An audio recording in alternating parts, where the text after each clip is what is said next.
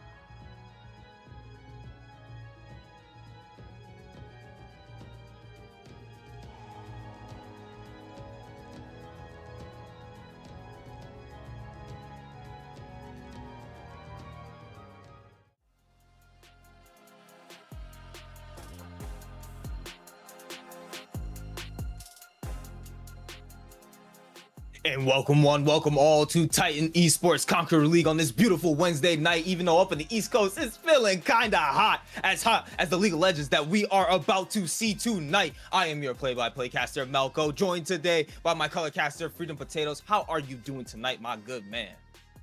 I'm doing good. I'm doing good. It feels like just yesterday I was here on the stream, not casting, but actually on the Rift, and that's because I finally got a chance to be on the broadcast, and that felt good. It was a good game. I can go back and watch it if you want to. But basically, if you think I am making the wrong calls in the game, if my analysis sucks, you can say it to my face on the Rift, and we'll see how that goes. But yeah, we're not here for that tonight, though. We are here for the Conqueror League. We've got final boss Goth Mommies going up against Aqua Sprouts tonight.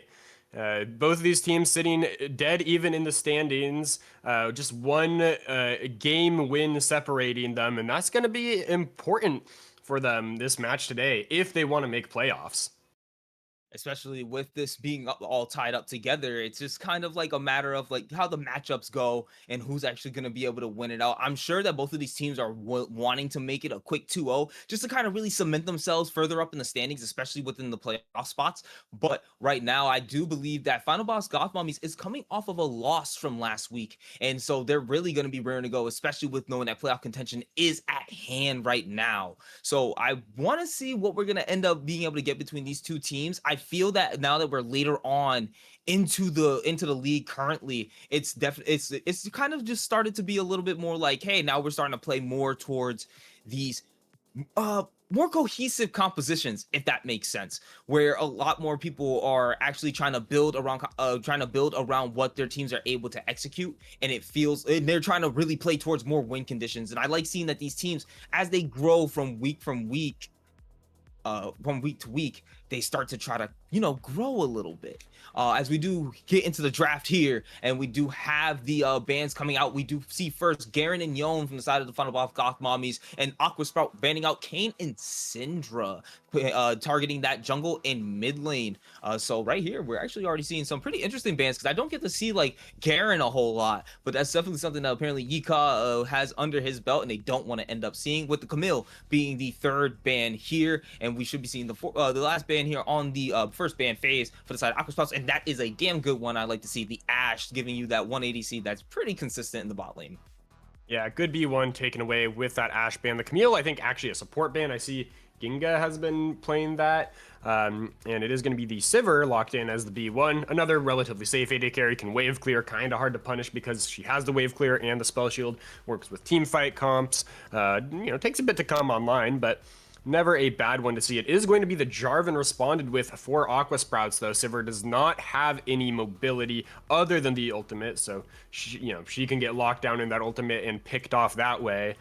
But yeah, a lot of bans towards some of these solo lanes in the first phase, which is not always what you see. We do have our content from Manveer, predicting the top lane as the one to watch in this game. So it makes sense that they're those are some highlight players.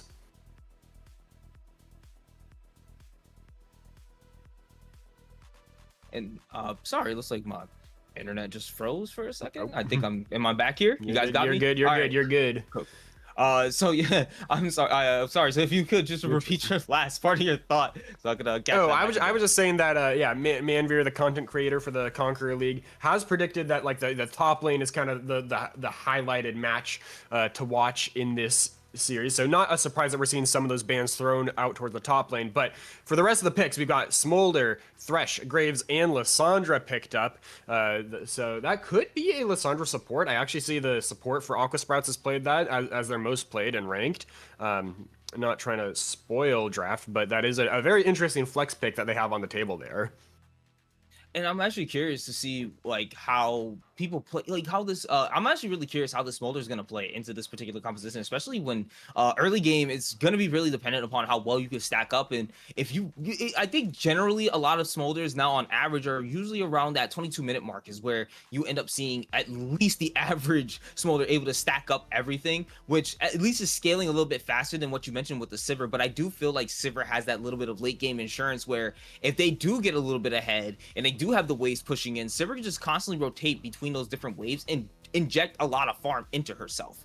And that at least kind of gives the Final Boss Goth Mommies a little bit more leeway going into the late game, as long as Sivir doesn't get put so far behind. And that's going to be really dependent upon how this Thresh is able to keep them protected in the lane, especially when we're seeing that the Scion, an absolutely insane engage in combination with the Jarvan, is being picked up here by the Aqua Sprouts, as we're going to see the finalized picks over there being the Ornn and the Ahri on the side of FBGM. We're waiting for the last pick here from the side of Sprouts. Again, as you mentioned, the Camille was banned, what looked like against Ginga, and we're gonna get the Annie being the last ban. So I think it's, as you said, a potential, like, I want to say Lissandra support, which will be very interesting. I actually like the additional CC that you can get from there. I know Annie can. Oh yeah, there we go, Lissandra support. So that's actually going to be very interesting to see how well this bot lane does. That kind of extra bit of damage, able to help Smolder potentially even get ahead just because you're able to slow them down a bit, allowing him to stack up a little bit easier, landing those snot bubbles, landing those Qs because he can get into range and then just kite back out again.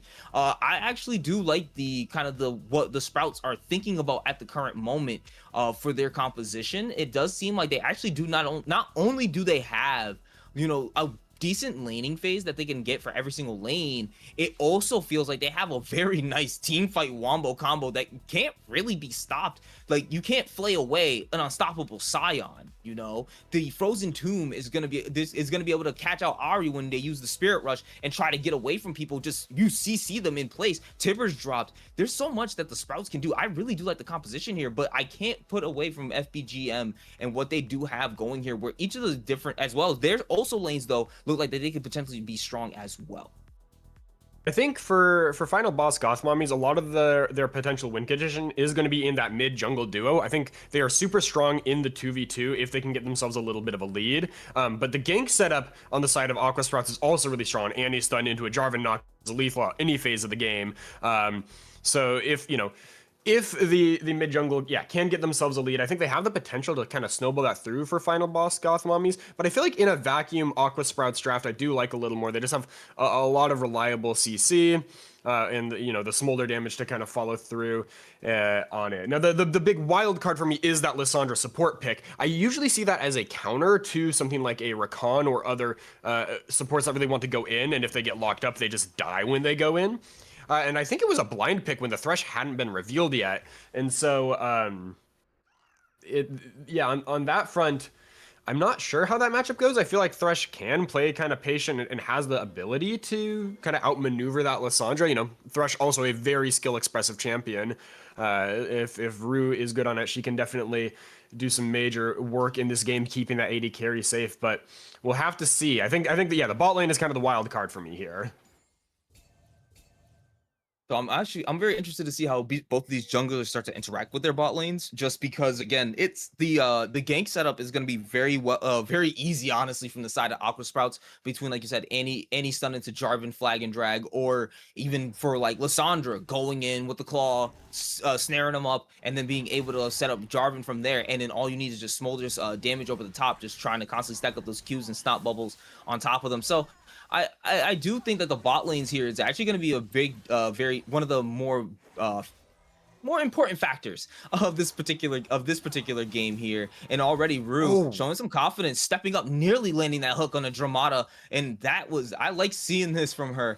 Some really good confidence here on the Thresh, not afraid to step up, potentially taking some small bits of damage, but if you can land one hook right there, it already makes you feel a little unconfident about the bot lane and how it's gonna go. That hook honestly looked like it went right through Dramata, if I'm being honest. But that one went right into the minion, though. Up in the top lane, we saw Yika already getting a few grass procs down in those early trades. And for the bot lane for final boss Goth Mommies, they have a lot of push potential with, you know, the just Sivir having so much access to wave clear, and I'm curious to see how they're going to manipulate those waves. I think if they can kind of keep the wave on their side, you know, if they aren't just defaulting to spamming the Sivir abilities on the wave, but rather playing kind of patient with it, they can potentially deny Smolder a lot of farm if they find themselves with a bit of an advantage. You know, that Thresh hook, if he can play past the wave, is very dangerous, and that's something that I think a lot of times when people pick the Sivir, they tend to default to pushing, which can get you value. You know, if Smolder has a hard time CSing under turret, but if the Smolder's good at his champ, he can do a pretty good job there. So I would like to see, you know, the final boss Goth Mommy's bot lane bounce wave back. But here's an invade. Oh yeah, Just Cooper gonna have to run off as he's getting flayed into, but now gonna end up losing his blue buff. Nicely done by Rue to rotate up to the jungler to be able to help out with that invade, and now putting the Jarvan just a little bit behind. Levels still matching. He wants to continue to be able to get his jungle, but not being able to do so. Dramata and Ginga, though, rotating up. They do see the Graves there. Graves now running away as he does see the bot rotation. Cloudberry, though, just going ahead, pushing this wave in for hooks. hook's gonna land, gets the flay, trying to continue to go in. The claw gonna come out. Lissandra follows, snares him up, gonna be able to get the ignite down on the roof, but gonna be able to escape. Barrier used by Sivir. Dramata going over with the flat flap, trying to chase down Claw. First blood going over to the Smolder as he secures the double kill, and Lissandra secures the last one. 3 kills over to Aqua Spice bot lane, absolutely putting it in.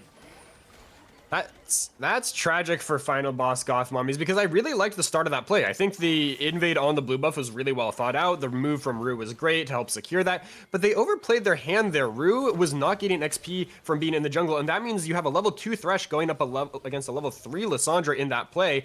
And, you know, just that having access to all 3 of your abilities is such a big deal. Meanwhile, Sivir's kind of, you know, separated from the rest of the team and has to join up, while the Aqua Sprouts were kind of forced into playing together. A final boss Goth Mommies kind of put them in that position to win the fight. And so I think if they had just backed off after getting the blue, that would have been an amazing way to set Jarvan behind. But instead, it's 3 kills, 2 of those on the Smolder. Not what you want in this early game. That's it. So it's terribly unfortunate when you see a play go down like that, and it felt like at some points that the FBGM was able to get, you know, a lot of damage down, but just the additional survivability, flashes used at the right time, Rue able to just barely escape after being ignited. It definitely helped for the side of it definitely helped for the side of Sprouts for them to be able to continue those extra kills, and I'm sure they weren't expecting Smolder to get 2 of them either, and that definitely puts them ahead. As now we're seeing the it looks like the Sheen here being the first item. Bill, I think it's a Essence Reaver we're gonna see come out, if not Trinity Force. I'm not particularly up to date on current Smolder builds, but if anything, I wouldn't be surprised if it just ends up being the Trinity Force one. Yeah, I think both are viable. I feel like Essence Reaver might be more popular now, but I am also not a Smolder player. I think that I kind of hate that little dragon, so SCK does have level 6 in the top lane, but doesn't really have the opportunity to go for it. Oh, we're getting a lot of fighting down as the Spirit Rush is going to be used. Tibbers has dropped River forced to flash as the last couple charges of the Spirit Rush is going to be used by Bahir in the mid lane. But Rue barely missing another hook onto Smolder. That could have been a huge one to hit right there. So they're just going to continue we're going to continue the fighting now down in this. Wait, oh no, TP got used. I was like, wait, where's the TP coming from? But TP was used down in the TP the mid lane. Okay, so now and it's gonna actually convert that over to a Drake. I did not realize that they were just doing enough to get that advantage. I like the use of the ultimate from River there, even though it doesn't get a kill, and River didn't even have the stun up on the Annie. Using the Tibbers just to chunk out Ahri, when Bahir had already been forced to use her teleport back to lane, means that, you know, River gets to go back, TP back in, and gain prio, while the Ahri has to take her first reset there. And so, yeah, even though Annie was kind of behind in items there, just the ult is so strong there. And that does lead me into one of the challenges I think FBGM is going to face this game, which is that I feel like going into the later phases of the game, none of their champions like intrinsically win on the side lane. Annie has easy access to point and click CC to lock down Ahri for a gank. Ornn versus Sion is kind of just a tank v tank matchup, and it's not like the bot lane can super easily go aggressive onto Smolder because they both have such great wave clear down there. And so I think side lanes could be an issue for FBGM if Aqua Sprouts plays their cards right. Honestly, it's gonna take. I really hope that they're able to. I'm sorry, I ended up losing internet connection again. I'm completely Internet issues have apologize. been plaguing the league community. I feel like some of my teammates were having that in the past few days. It's been, I don't know what's going on today, but apparently it's trying to fight me. But we're gonna fight through it here as Yikal nearly taken down, flashes back under the turret. They're going to get the gank. Dramata is now in danger, pulled in by the hook. The shutdown going to the graves. I'm glad the internet didn't cut out on that fight, because now they managed to get one FBGM on the board. And up in the top lane though. Oh, we got Just Cooper tracking down SCK as he's going in, uses the Cataclysm, traps him in. There's nowhere you can go. Just Cooper secures that kill on the Ornn on the top side. And as I was kind of talking about the side lane danger, it did look like SCK was close to getting that solo kill, but overstays a little bit. Ooh, hook on the list, but you don't want to take that into enemy turret range, so looks like it will just be the FBGM getting the reset. And yeah, a little bit of a counterpunch for FBGM, getting a kill onto the Graves. You do want to start snowballing that champion a bit, but they still got a way to go. Ooh. Oh, Spirit Rush goes in, lands a lot of damage, but Rivered no longer for this earth as Tibbers can't go ahead and take down the target. That's going to be a solo kill going over to the Ahri. Bayher with a nice solo kill in the mid lane. Both of these mid laners playing so aggressive in each other's faces. And yeah, this matchup is supposed to be somewhat anti-favored, but she needs a little bit more in the way of items before she can really threaten the one-shot onto Ahri. So for now, Bayher having the upper hand, and you know, the Ahri is a champion that can help snowball those other lanes. So if she can get out there and do some work, you know, helping bot fight back, I think that's going to be really big for FBGM. If anything, I believe that the Ahri is probably one of the better, especially on the side lane into this mid to late game. It's probably going to be one of the better champions to be off on the side lane for the side of FBGM. Able to get away with a Spirit Rush, able to charm people up in case that they do get there. Yeah, he's not going to come up this way. Runo's definitely now. Wards, and I don't think you want to be channeling a recall right at that moment. Hook going to land, not going to go in though. Just Cooper is just safe. And Sutek is up a level on Just Cooper here, but vision game, that Lissandra in the pit. Ahri not going to land the charm. Just Cooper able to walk away, electrocute proc onto him, but only going to do about a quarter of damage. Yeah, nothing really happening in the end of that. FBGM successfully fend off the fight in their own jungle, which is giving the Graves a little bit of a CS lead. Still pretty close in the gold department there. Just is up a level over Just Cooper at the current moment. And that Jarvan is up by the top lane here, so SCK has to be a little careful. Yeah, I think he should know that he is doing that here, but we do have a bit of an engage down on the bot side as they go in, but the Frozen Tomb used onto Graves. Not going to continue to engage anymore on that Dramata made just safe, only having to expend the flash. Yeah, Ginga locks up the entire gank play, and oh, hold on. Oh, wait, knocked up. The Orn Horn called in, able to knock him in, but getting the unstoppable force right at that moment, and he was able to save himself from being knocked up by the Orn, and that definitely stopped the solo kill from happening on the Yika.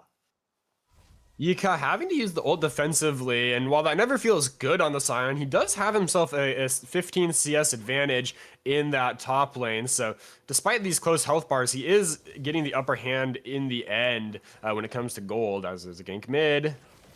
Oh, Just Cooper looking for it. Spirit Rush gonna get used, gets charmed up and dragged in. So much damage onto the Jarvan. Ahri ult used, trying to find a little bit more as Rivered is just sitting there looking like the next target. Forced the flash, the Annie back under their turret and forced the back. But here, able to just sit there and absorb the gank in the mid lane. I think Just Cooper sort of indirectly saving Rivered. I think he tanked the electrocute proc, because if Rivered had eaten that little extra damage from the rune, I think that would have been a solo kill in the 1v2. But as it is, nice escape from the Ahri and blowing the enemy flash while holding onto her own. That is so far seems like a really strong point for the blue side here in this first game, as they're looking for what looks like to be a little bit of vision clearing. But I think that if Ginga stepped up a little too far, they were definitely ready to potentially engage onto the Lissandra here. But Just Cooper now making his way as Rivered has also rotated from the mid lane. Ahri is not here just yet as they're currently behind the pit. Spirit Rush at half cooldown, so they gotta watch out as the Drake has been procced and started. Goes in, able to snare them down. Lantern dropped on top of the Graves, not gonna be able to get it as Mom is dropped over the top. Just Cooper gonna drop the Cataclysm onto the Graves, able to take him out. That's the first target gone in the middle of the fight. Rooted up is gonna be the Thresh that's going next as Rue is going to fall. Double kill going over to the Jarvan as Bahir has to only look as the team continues to fall. Yee-Caw here to be able to be defensive and keep this Foxtail away from the Drake. That's going to be going over to the Sprouts as they continue this lead in the game. The skirmish potential from Aqua Sprouts is so strong right now. You have a lot of lockdown. The chain CC just means if you walk into the wrong place, you are dead. And so, Scion ult. Though, trying to get a little something. Ahri, Annie not close enough there. Ahri gonna be just safe enough.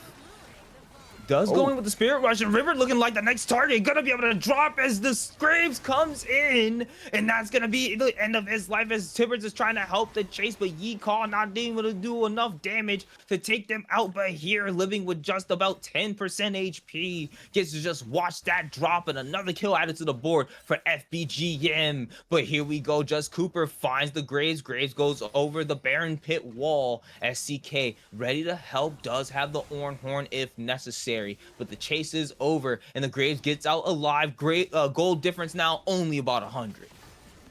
Close game here still, and going back to that dragon fight, one of the things I was going to comment on is that River having to blow that flash defensively feels bad on the Annie, because one of the strengths she brings to the table is the ability to use that flash engage, and when you're down that summoner spell, you kind of have to let the enemy come into you to get that big AoE CC, and unfortunately for FBGM, when that dragon fight went down, they walked right into that bush where all of the Aqua Sprouts were and just got hit by that chain CC. Oh, Dramata taking a couple turret shots for fun, I guess. That's a pretty big chunk.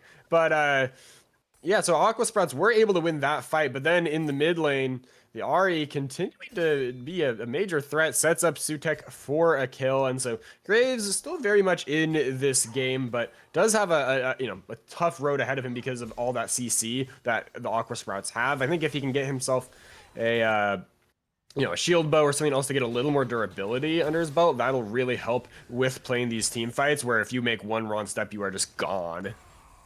Yeah, and that's something I feel like that eventually is probably gonna have to. I wouldn't be surprised if like Thresh, just for something, he ends up getting like a McHale's or something just to be able to help the team out a little bit. Because it feels that at this point, like there's just too much. When Graves goes in, he's able to blow someone up, but he doesn't get the chance to even be able to get out either. And as we've seen, like you said, like they get into a team fight situation, and it feels like they just don't have as much to work with as the side of Sprouts do. So FBGM gonna have to really work, but they do end up finding Sutek here, trying to get away, use the lane to get over the wall as River drops the Tibbers, but is probably gonna drop their life as Ginga goes in, able to snare them up. Spirit Rush has one more charge, able to go into River, and he's gonna be able to take his life as Bahir is trying to escape. Uses the extra charge to get away as Cloudfree able to get a kill for themselves, taking out the Lissandra there. Yes, Graves is going to lose their life. Dramata is continuing the chase with Just Cooper, but at least 2 more kills added to the side of FBGM, keeping themselves in this game. Gold's still extremely even here as Get the Oran Horn. Not gonna save yourself this time. SCK takes the solo kill up in the top side that he was ever so denied a little bit earlier. He has been working for that kill for quite some time now. Yeah, I think that's the 3rd time we've seen a close 1v1 turn in, and it's finally turned into that solo kill in the top lane. Ooh, Ahri looking, but not gonna find it. I feel like the story of this game is kind of just people getting really aggressive on the invades and getting punished for it. Although actually Just Cooper has not been punished for himself. It's kind of his team paying for his sins, as he's still 3-0-4. Dramata forced a flash from the hook there, almost taking in Rue, really putting on the pressure here with this Thresh. And honestly, one thing I'm really impressed by Rue on the Thresh right now is her placement of a lot of her lanterns have been actually really clutch.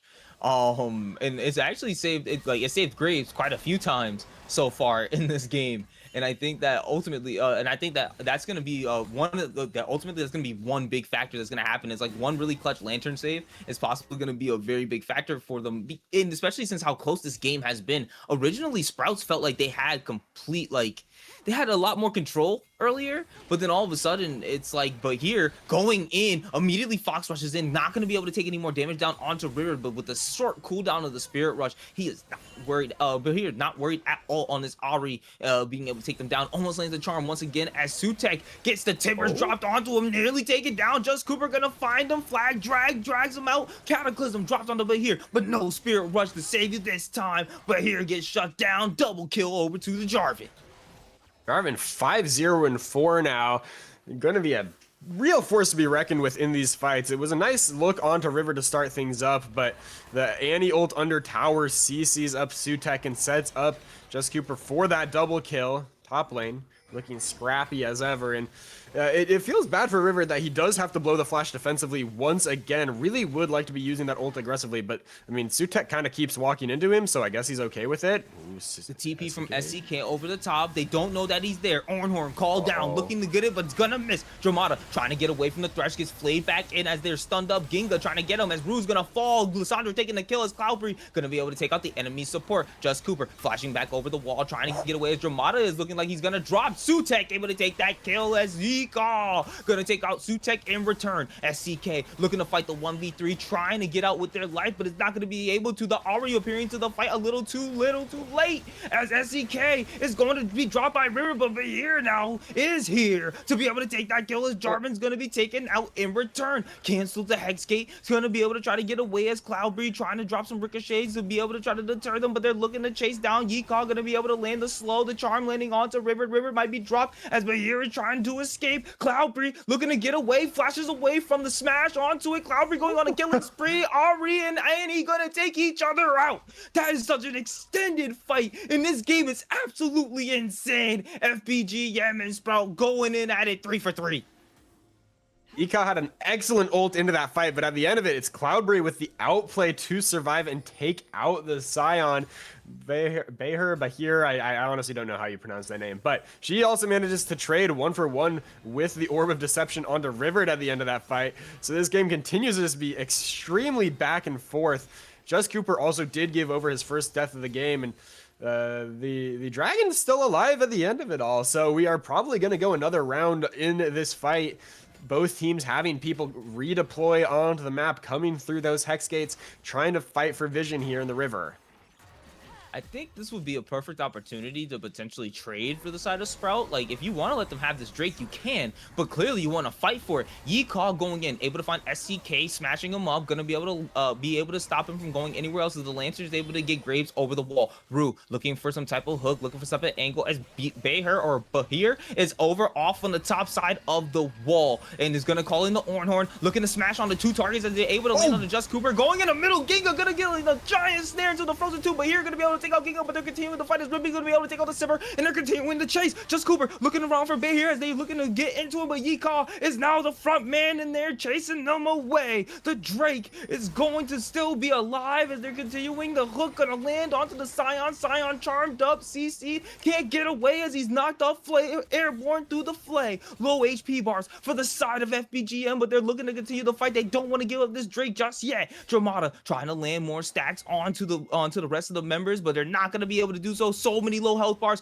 both of them forced to reset here. This Drake is still on the map at 20 minutes in. Dragon, the real winner of these exchanges, as it has gotten to stay alive for quite some time. Sutek goes into the pit. Okay, it's just going to dash back out, and some teleports coming in, which means we are not done with this fight.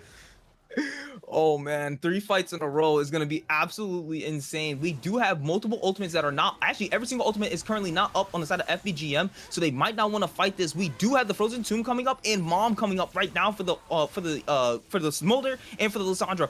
And Scion now is up as well. They are currently at the disadvantage. Mom gonna come down. They're getting them all charmed up as the red team's gonna be able to take out the Drake. That's them on soul point, and they're continuing the fight. River nearly taken down as Dramata's gonna be able to take out the Ari, continuing the chase, and they're trying to get him as Cloudberry's gonna be able to take out the Annie, and they're continuing to get him as Just Cooper is gonna fall to the enemy support. They're continuing their chase as Ginga is gonna be taken down by the orange Dramata now all alone. You may have gotten the Drake, but at what cost? Yeehaw off at the top side. Dramata being able to get under their tower safely. Yeehaw now in between 2 different members, the Thresh and the Graves, going back looking to get under his tower as they continue to just to keep beating into this meatball. They just can't do it. They give in. That's the end of the fight. They lost the Drake, but they were able to come out on top at the end of the fight, and it's a tied up game completely at 21 minutes.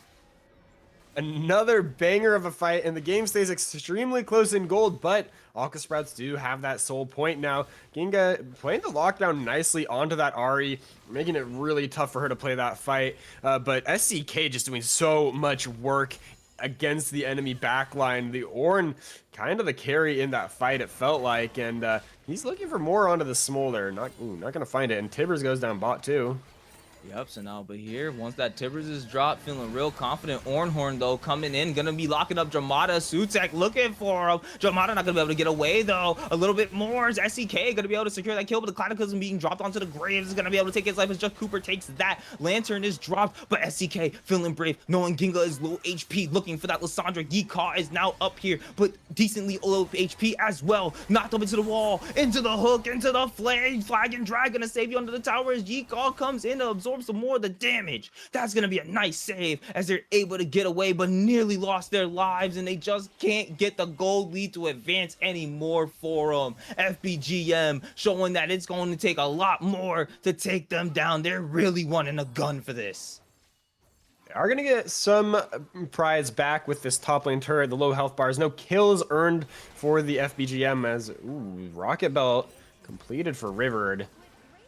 Oh, going in flash and is gonna get the solo kill return on Tuba here. The Annie finally showing why they picked that counter pick as the stun is gonna come up on the SEK and drop them, but it's not gonna be enough damage between the Smolder and the Lissandra to be able to take out this big old goat in the mid lane here as we see Cloudberry and Rue making their way towards the mid lane, now letting the Sivir start to farm up a little bit more as she does have the Essence Navori, one of the two core items that generally she wants at this point, but it doesn't matter what I'm talking about when it comes to the Sivir items as the Baron is being started. That's definitely gonna force the fight. We have 3 members from the side of FBGM ready to go in. Rue looking for the angle, puts the ward in, not gonna be able to get any vision as they do have the vision trinket sitting there denying it all. 7,000 HP. SCK looking for it, hook on the lane on the Yee-Caw. Mom drop down. Cloudberry gonna be able to take the first kill. Is Ginga gonna be the first one to drop? Flag and Dragon, Cataclysm gonna drop. Cloudberry is now gone, but it's gonna be the Baron turned away from as they're continuing to draw down the fight. Yee-Caw flashing in, looking for Rue as the double kill gonna go over to the Smolder. Now they're looking to try to kill a little bit more as Sutek is looking to go away. Yee-Caw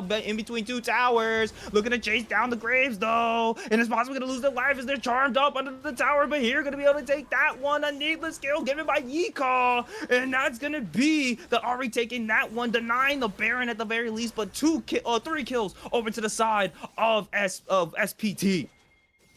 Aqua Sprouts get the initial advantage. They go on the Baron, but it is dangerous doing Baron when Sivir's around. She has a lot of poke and a lot of AoE damage. You saw how much poke Dramata was taking in the pit. They do have a good turn, though, onto the enemy team. Aqua Sprouts do end up taking the upper hand in that fight, nevertheless. And really, the whole play started with Sutek showing bot to catch a wave when the rest of the enemy team was topside. That gave them the license to start that Baron and force that fight.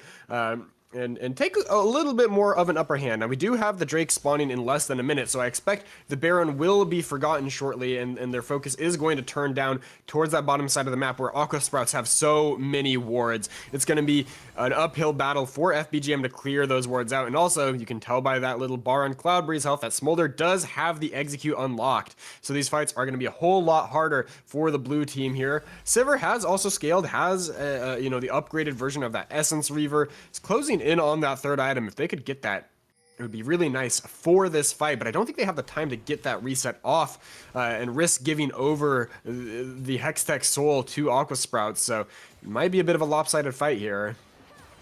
But here now looking to be this the person to attempt to get the engage there. Remember, they do have the execute now onto the Smolder as we go flash in. Root trying to get them down. Flag drag gonna be denied as 2 people go golden. Ginga trying to be not the first one to die as they do. 2 members from the side of SPT is gonna drop, and that's the majority of their damage gone as Smolder is going to be the first one gone. River is gonna be able to take out the Thresh, but that's not gonna be enough as 2 more kills go over to the side of FPG on the jungle and the mid laner. All that's left is Yee-Caw, and that's an absolute winner of a fight for the side of FBGM. As you were talking about the uphill battle they were going to have to fight, they find the opening within the fight, get the 2 damage dealers, and is able to take them out. A little bit of an overextension from the Aqua Sprouts, going to give FBGM the Drake and potentially the Baron as well. They are respawning shortly, so this could be a dangerous play for FBGM. I don't actually know if they should go on this, because they risk death in throwing the lead they just got themselves. But they are going to try it. Yeah, Ginga just went in very deep, but the Zhonya's in response from Beher on the Ahri buys a lot of time, and Dramata kind of playing frontline Smolder in that fight, gets taken out very quickly. So No, FBGM are going to have to reset, and I think those low health bars were spotted, which means that the Aqua Sprouts know they can take this, and there's not going to be much of a counterpunch, although there are 2 teleports up for the side of FBGM. They just have a lot of unspent money, so I feel like this would be a difficult fight for them to take. We already see the TPs coming into the mid lane, and that's all they really have right now. Hexgate being used by Sutek over the wall, probably going to try to go ahead, get over, trying to steal the Baron, and they do it! FBGM makes the miracle play, and they use the Cataclysm to grab him, but they're going to be able to take it. But here, now going to be able to take out the NAs. The Mommies called over the wall. SCK at full HP, able to take down any damage that Just Cooper is going to be able to try to drop. But here now, going to be able to look at him as the Flag and Drag gets run by the Flay. Nicely done by Rue. Going to be able to push him back as Ginga trying to get in the middle of all of them. Not going to be able to do so. SCK able to take that kill for himself as Jamada is going to be trying to drop a little bit more damage, but he's not going to be able to get hit. He's not going to be able to get a hit as he's hit by the Ornhorn. Yee-Caw in the middle of the Baron pit, in the middle of 3 different members, going to have to go into that zombie form and hope he could get something, but here is gone. The low HP target is gone, and the rest of the members able to get away with their Baron. They may have lost their jungler, but they stole the objective and continue this lead. 5k gold up for the side of FBGM. Just a few minutes, FBGM have exploded that gold lead from a dead even game state. They are now up 5,000. They take the 4-for-1 trade. Sutek the only one going down in that Baron pit. They, for the side of Aqua Sprouts, they needed someone marking that Graves. They saw him take that Hex Gate, and yet no one was there over the wall to stop him from getting into the pit and securing that kill. He didn't even have to blow his flash, and now this is a tough game state for the Aqua Sprouts to play out. They still have a ton of engage options to threaten. Oh, speaking of which, Ginga going in the middle of everyone as Bahir goes golden. They're looking for that Ari as the main target, trying to get them out as Ginga's taken down to about a quarter HP. Graves going to use the ultimate, not going to be able to lay it onto the Lissandra as they go ahead and flash in to get the hook. Rue, she's going to miss the hook, unfortunately. But a lot of still low HP as Lissandra is forced back. Look, Yee-Caw now trying to be that front line for the rest of his team as they want to try to let Smolder get a little bit of this poke damage down. But Yee-Caw now being dropped down to about 50% HP here. He is looking for the opening, trying to see if they're going to be able to find it. The continuation of the dance back and forth, these little footsies that both teams are playing, one overstep could potentially mean a very decimating lead ending to the game here for you. Right now, trying to be pushed into this Baron buff as they're letting the Baron empowered minion just go ahead and chip away at this mid tier 2. It's gonna be very well played now by FBGM. It seems like as the game has gone on, they just started to adapt a little bit more to the game state, and I see that they're playing as if they realize they do have this lead. So this is definitely a very competitive game of League of Legends, but now we're starting to see who's getting the better of the two teams, and FBGM securing themselves about almost a 7k gold lead here. They're definitely looking like the better team at the moment. Yeah, despite all the scaling that Smolder has to offer, the dual scaling from those Ornn upgrades and just everything Sivir brings to the table has gotten FBGM a nice spot in this game. There is a minute on this next dragon spawn, and that could be the fight that decides the game. If Aqua Sprouts get the Hextech Soul, or if FBGM, just take another winning fight. The death timers are long enough at this point that there is the possibility of an end.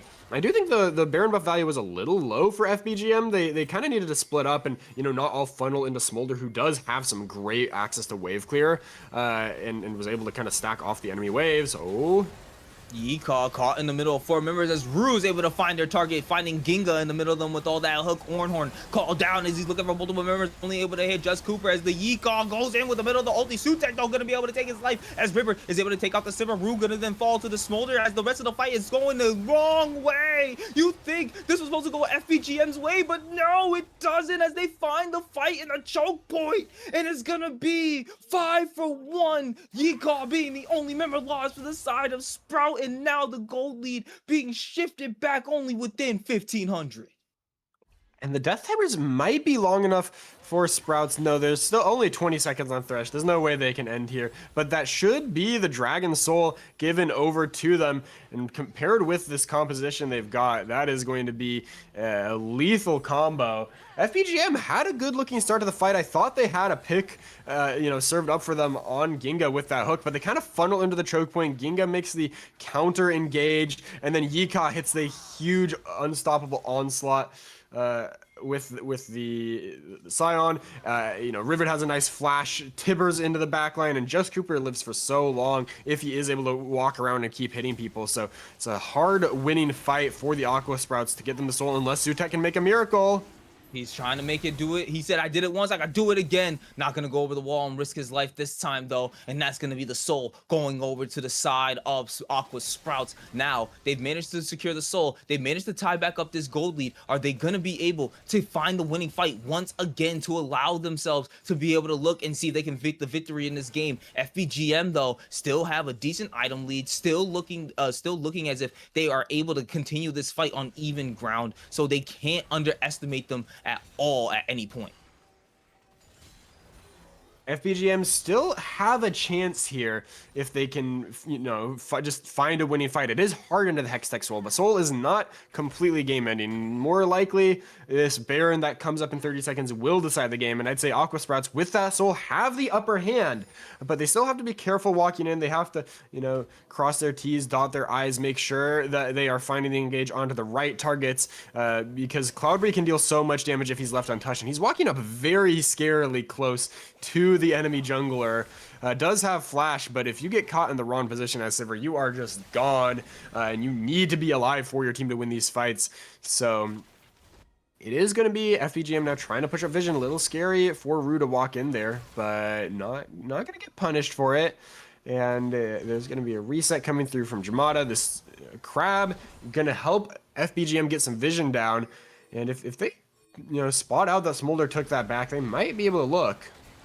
I'm looking to see because, yep, they're going to start this Baron here. And with the Sivir, they do have a lot of damage to be able to do this as Just Cooper uses the flag already. But here's the TP coming in. They don't want to deal with Yika coming in here. And it's going to force them off of the Baron. Is Dramata now continuing to chase down SDK. Going to be able to get the execute range. And he does. Ornhorn going to not be enough as Dramata goes on a rampage. That's the top laner loss for the side of FBGM as they continue in the chase. Unstoppable Onslaught going to come out and not going to be able to find a target, but going to be hooked up for Yika as the Cataclysm drops on the multiple members. Sutek going to be able to get away, but the shutdown onto the Jarvan from the Sivir as Bahir goes golden, but not going to be long for this world as they drop in. He's going to be able to take the double kill in as they continue to chase down on the Cloudberry trying to get away, but it's not going to be enough. Smolder secures the ace, and Aqua Sprout is looking to secure the game.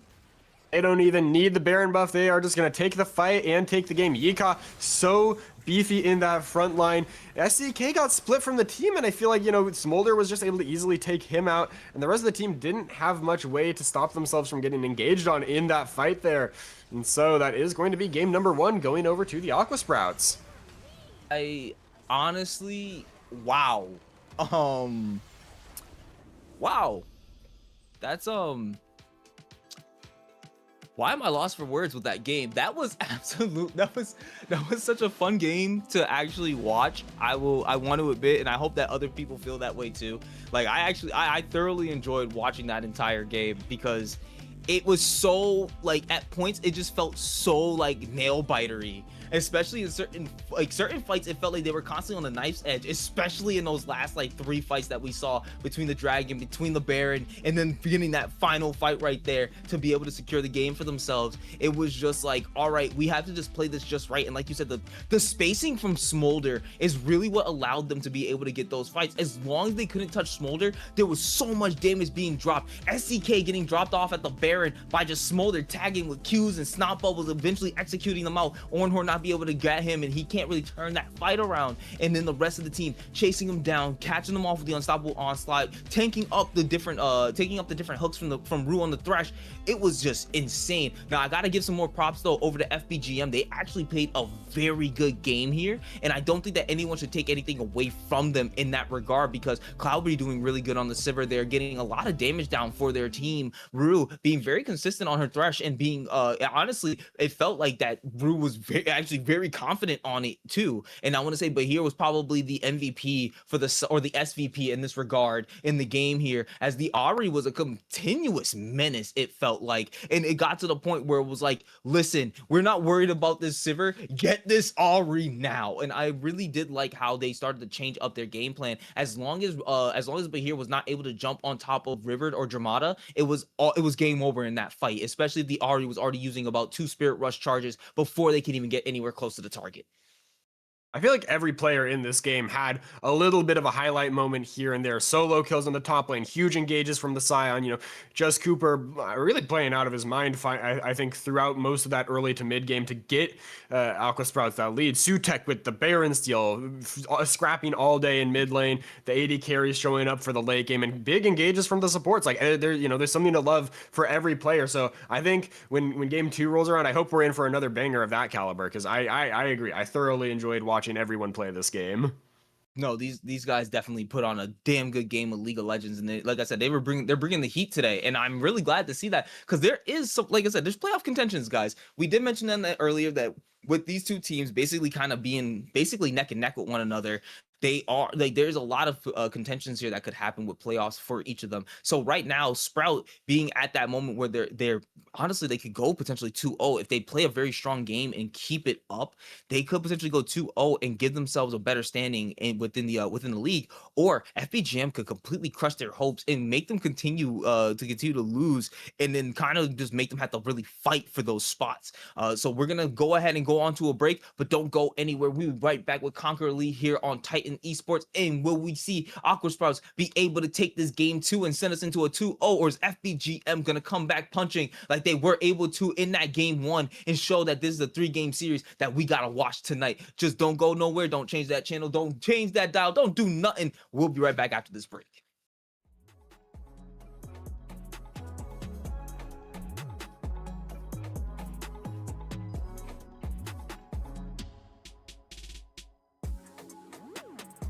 Hello, ladies and gentlemen, and welcome back to the top 5 plays from Titan Esports, Week 2. In at number 5, we have a play from Malevolent Gremlins versus Flannel.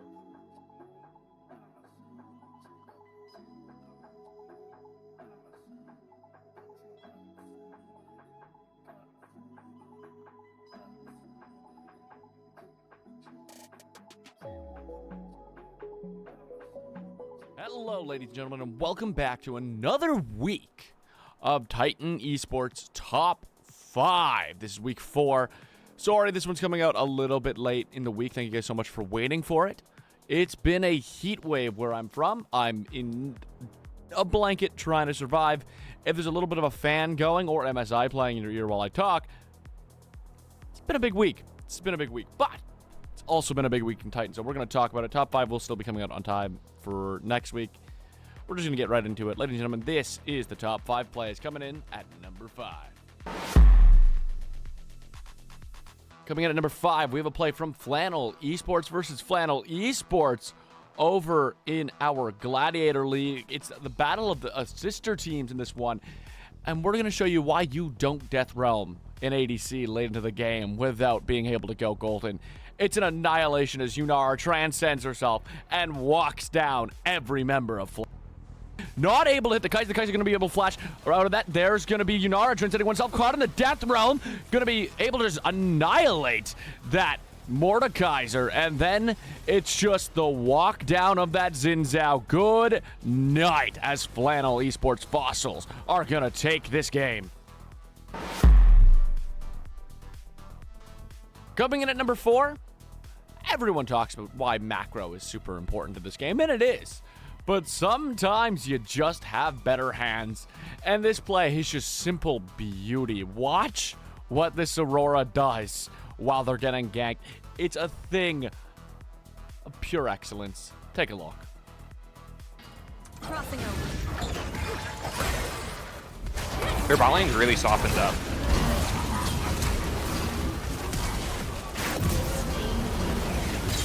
Let's go. Huge. Let's. Coming in at number 3, Zahen does Zahen things. It's the 4th week in a row we have a Zahen play on this list. And you're going to see why. Once again, guys, ban this champion. Why did they buff him? Why did they buff him? We'll never know. Oh, okay again. Is this illegal? Oh wait, no, never mind. Never mind. Careful, careful, careful, careful. Careful, careful. I'm going. I'm going. Skarner, just hit Skarner. Nice. Skarner. Fight back. I'm like full out of this fight right now. I'm fine. Was it back fine? Hell yeah, hell yeah. Rudy? Cool. Yeah. Work with the hand. Work with the hand. Hell yeah! Fine. She's the last one. She's the last one. Good fucking.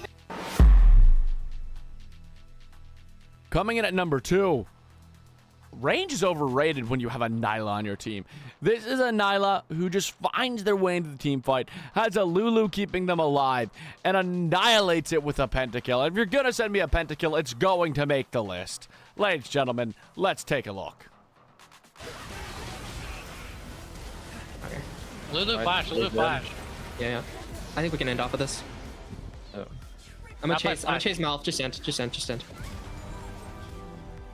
Unless you want Penta. Wait. Let me get it. Deny the Penta. No, get the clip.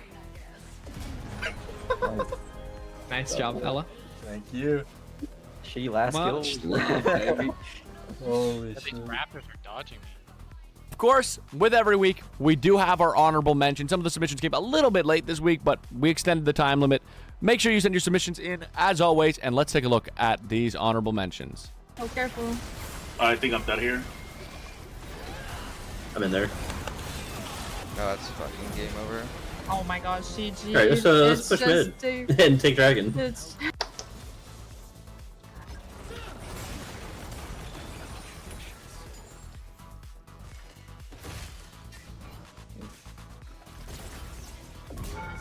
Nice. Intuition. Oh my gosh. I don't think you need that many wards. Alright, I'm reset top. I have ult. Wait. Oh, on. It's good. No, yeah. Wait, Rise on the side. Look, Rise. I'm looking Rise. Yeah, I shield. We're good. Just keep playing. What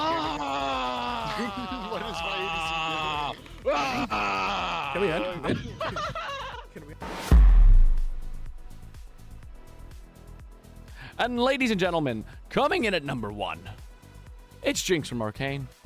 It's a team gathering around their ADC to make sure we get a second pentakill on this list. And honestly, this is just how you close out games. The gold gap isn't even that big of a deal at the moment. They have a Baron. They make a great Baron push.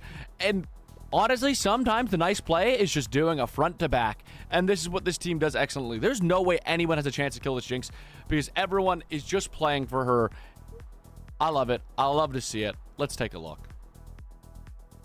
I just don't know if Seneca Swarm can siege this because the range from the Jinx is no joke. You got TP available for Dylan as here comes the taunt. Doesn't land onto anyone here as the Eclipse does come through. The Zenith I should say. However, that just keeps the Jinx excited even sooner. That's a quadra kill for Himilicar. Maybe looking for the Penta Force. You better get out of there. But even if he does, I don't think there's a way that he can fully defend this as Zap not going to land onto the Gragas, but a few autos might do it. They're trying to feed the pentakill over to the Jinx, and that's going to do it for game number 1 as Vice City Brewmasters close it off on the high with the pentakill going for Himilicar. So, ladies and gentlemen, that was our list. Those were the top 5 plays from Week 4. Week 5 going to hopefully come out on time. Make sure you send the clips, whether it's to TI Romeo in the DMs or you post them in the stream clips. Hope you guys enjoyed this one. Leave a like if you did. And other than that, I'm going to go try to survive this heat wave. So, thank you very much for watching.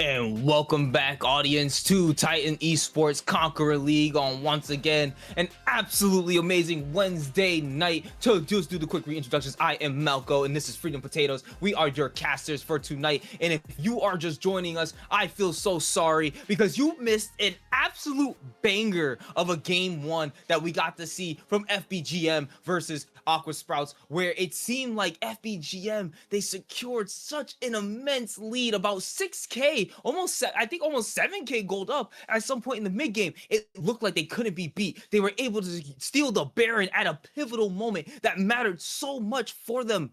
But unfortunately, multiple fights after multiple fights, the proper angles were found, the choke points were secured, and it was ultimately Aqua Sprouts who came out victorious and ended up taking that game one.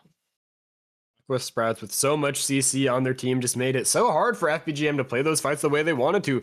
The lockdown, the punish, it's what won them the game in the end. And that was after such a back and forth early game as well. I mean, up until around 20-25 minutes, the gold was dead even. Suddenly FBGM came from behind-ish to catch that lead. And then, yeah, Aqua Sprouts turned it right back around. So I hope we're set for another banger here in game number 2.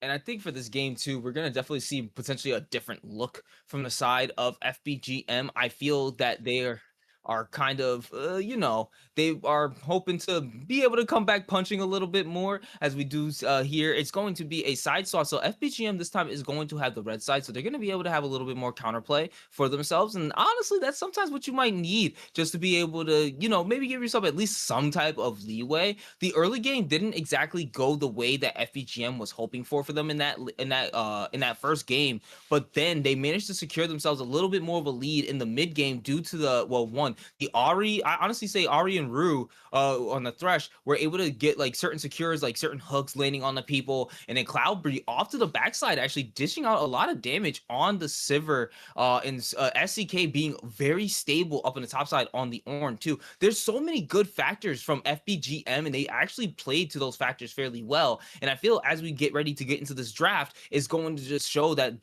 them having the counterplay this time around might actually work to their effect, and they can really be able to secure this next game.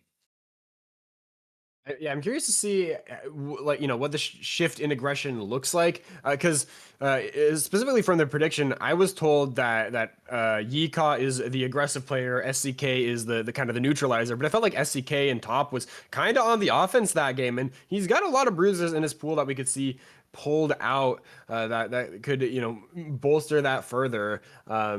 There's a lot of flex picks we could see also for the side of FBGM. They've got like a Jax and an Aatrox flex for their top jungle. That could help make a bit of a difference for them if they're able to secure a nice counter pick for their top laner. I believe the teams have also swapped sides, so they should have that R5 counter pick potential, whether that goes to a solo laner or over to the support. Sometimes is where we see it go sometimes. But we are in the draft now.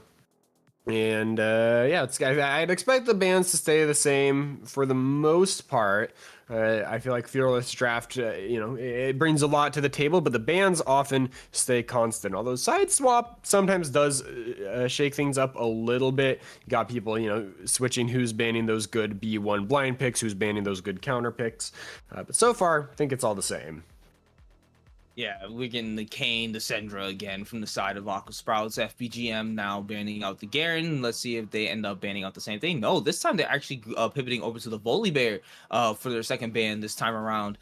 So I'm actually kind of curious as to why they wanted that gone. Like, what could they be potentially thinking about for their team composition, as the Akali being the Aqua Sprouts' third ban of ban phase 1, and then we're looking for FBGM to secure the last and it's actually going to be the Yone once again. So we do have a couple little bit of changes here in the ban phases. I think the Volibear is an interesting one. I haven't seen that champion very much as of late, but I'm guessing it's probably something they don't want to deal with. But if there's something I definitely don't want to deal with anytime in any composition, it is a Mel. That absolute triple flex of a champion, utterly, if you technically want to take a mage in the top lane, a little quadriflex. I can't stand this champion anymore. But FBGM in response decided to go with the Ziggs, and I feel like honestly that's actually not a bad pick into the Mel with the Pantheon here, so it can just immediately jump on top of her. So I do like some of the picks coming out from FBGM. I'm hoping that this one will, you know, this gives them a little bit also more agency, a little bit more damage that can come out, as SBT is going to give themselves the Wukong here. So a lot more team fight composition, a little bit more of lockdown with the CC that they're getting, and I do kind of like where their comp is kind of going towards a little bit more of that combo. And we do see this time the Camille makes it through, as so with the potential between Yika and Ginga, either one of them being able to take this on. I'm very curious to see. I know that it was the last time I think I saw it, it's like it was Keria and Busio are the two people I've been seeing play this Camille support a lot lately, and it's something that I'm actually very like excited to see, because also the combativeness of Camille and Leona being the last pick for the phase 1. This is gonna be, oh man, I'm actually excited for both of these compositions. We're gonna get so much scrapping. Yeah, the Camille support, it's one of those things, if you're not ready for it, it can absolutely ruin your day. Now, I do think FBGM, if that is a Ziggs bot, they do actually have decent answers for it. The satchel charge from Ziggs can knock Camille out of that hookshot wall dash, and the Leona can also lock down and punish the Camille when she goes in. You know, she does have some invulnerability with the ult and the shield on the passive, but with the support income, you're not going to be that tanky on the Camille, so you really need to make sure you're being very efficient with finding that lockdown and setting up your team for kills. Otherwise, you're kind of just going to give over a bunch of kills to the other team. I also think that the Camille paired with the Mel is very gross because it just sets up so much of her AoE. The lockdown really potent there, but FPGM have given themselves 2 good picks into the Mel, I would say. I think the Ziggs was a good potential flex answer, and the Victor also does pretty well into her, because neither of them have like a singular ability that where it ruins your day if she reflects it. It saves her a little damage, it might do a little damage back, but you know, it's not like a Seraphine ult that can just win a team fight with that reflect. Okay, so it's actually looking like we're getting the Mel mid here, as the Ezreal is picked up there on the side of Aqua Sprouts. So Dramata going on to a Camille Ezreal lane. I'm actually curious to see how that works. The set gets picked up here for the top lane. So it looks like it's going to be a yeah, okay, so good. It's a bot lane Cloudberry on the Ziggs here is going to be what ends up being the pick. So yeah, someone said that, I saw in the chat, someone said that this draft is a little interesting. I can agree with that. It's a very interesting draft, not one that I'm surprised, but not very. Wait, what? Oh, Ezreal mid. Is that am I right in seeing that?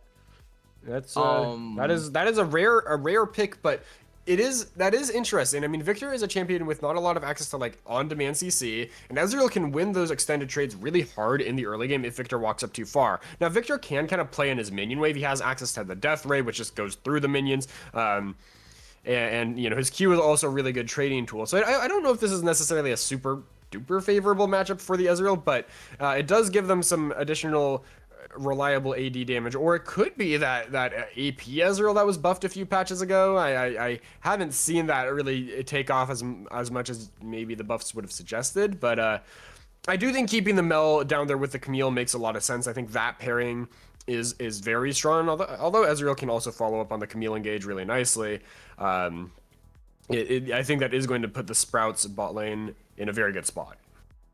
And we're going to go ahead and get right into game 2 here. Best of 3. Who is going to take it? The prediction has started in the chat for all of the audience members out there. And who do you believe is going to end up winning it here? Is it going to be FBGM forcing a game 3? Or is it going to be Aqua Sprouts closing out the series here and pushing themselves higher up into the playoff contention with this interesting composition? As like you mentioned, we do see the Ezreal mid here. There was the couple buffs to the AP Ezreal. I think it had a lot to do with like the static shift changes as well. Like a lot of, you know, they've started to like make more items that have a lot more of that mixed AP AD scaling.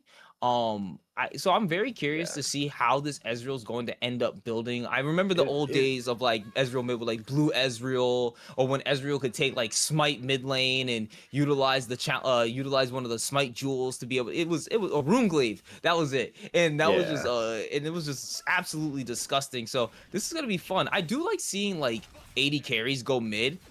it's actually like one of my more favorite off roll type of things, or like one of the off like laners to type of see, especially like, you know, I'm usually more used to Tristana mid and stuff, but seeing Ezreal here is definitely gonna make for an interesting match, and I'm curious to see how well River is gonna be able to pilot it.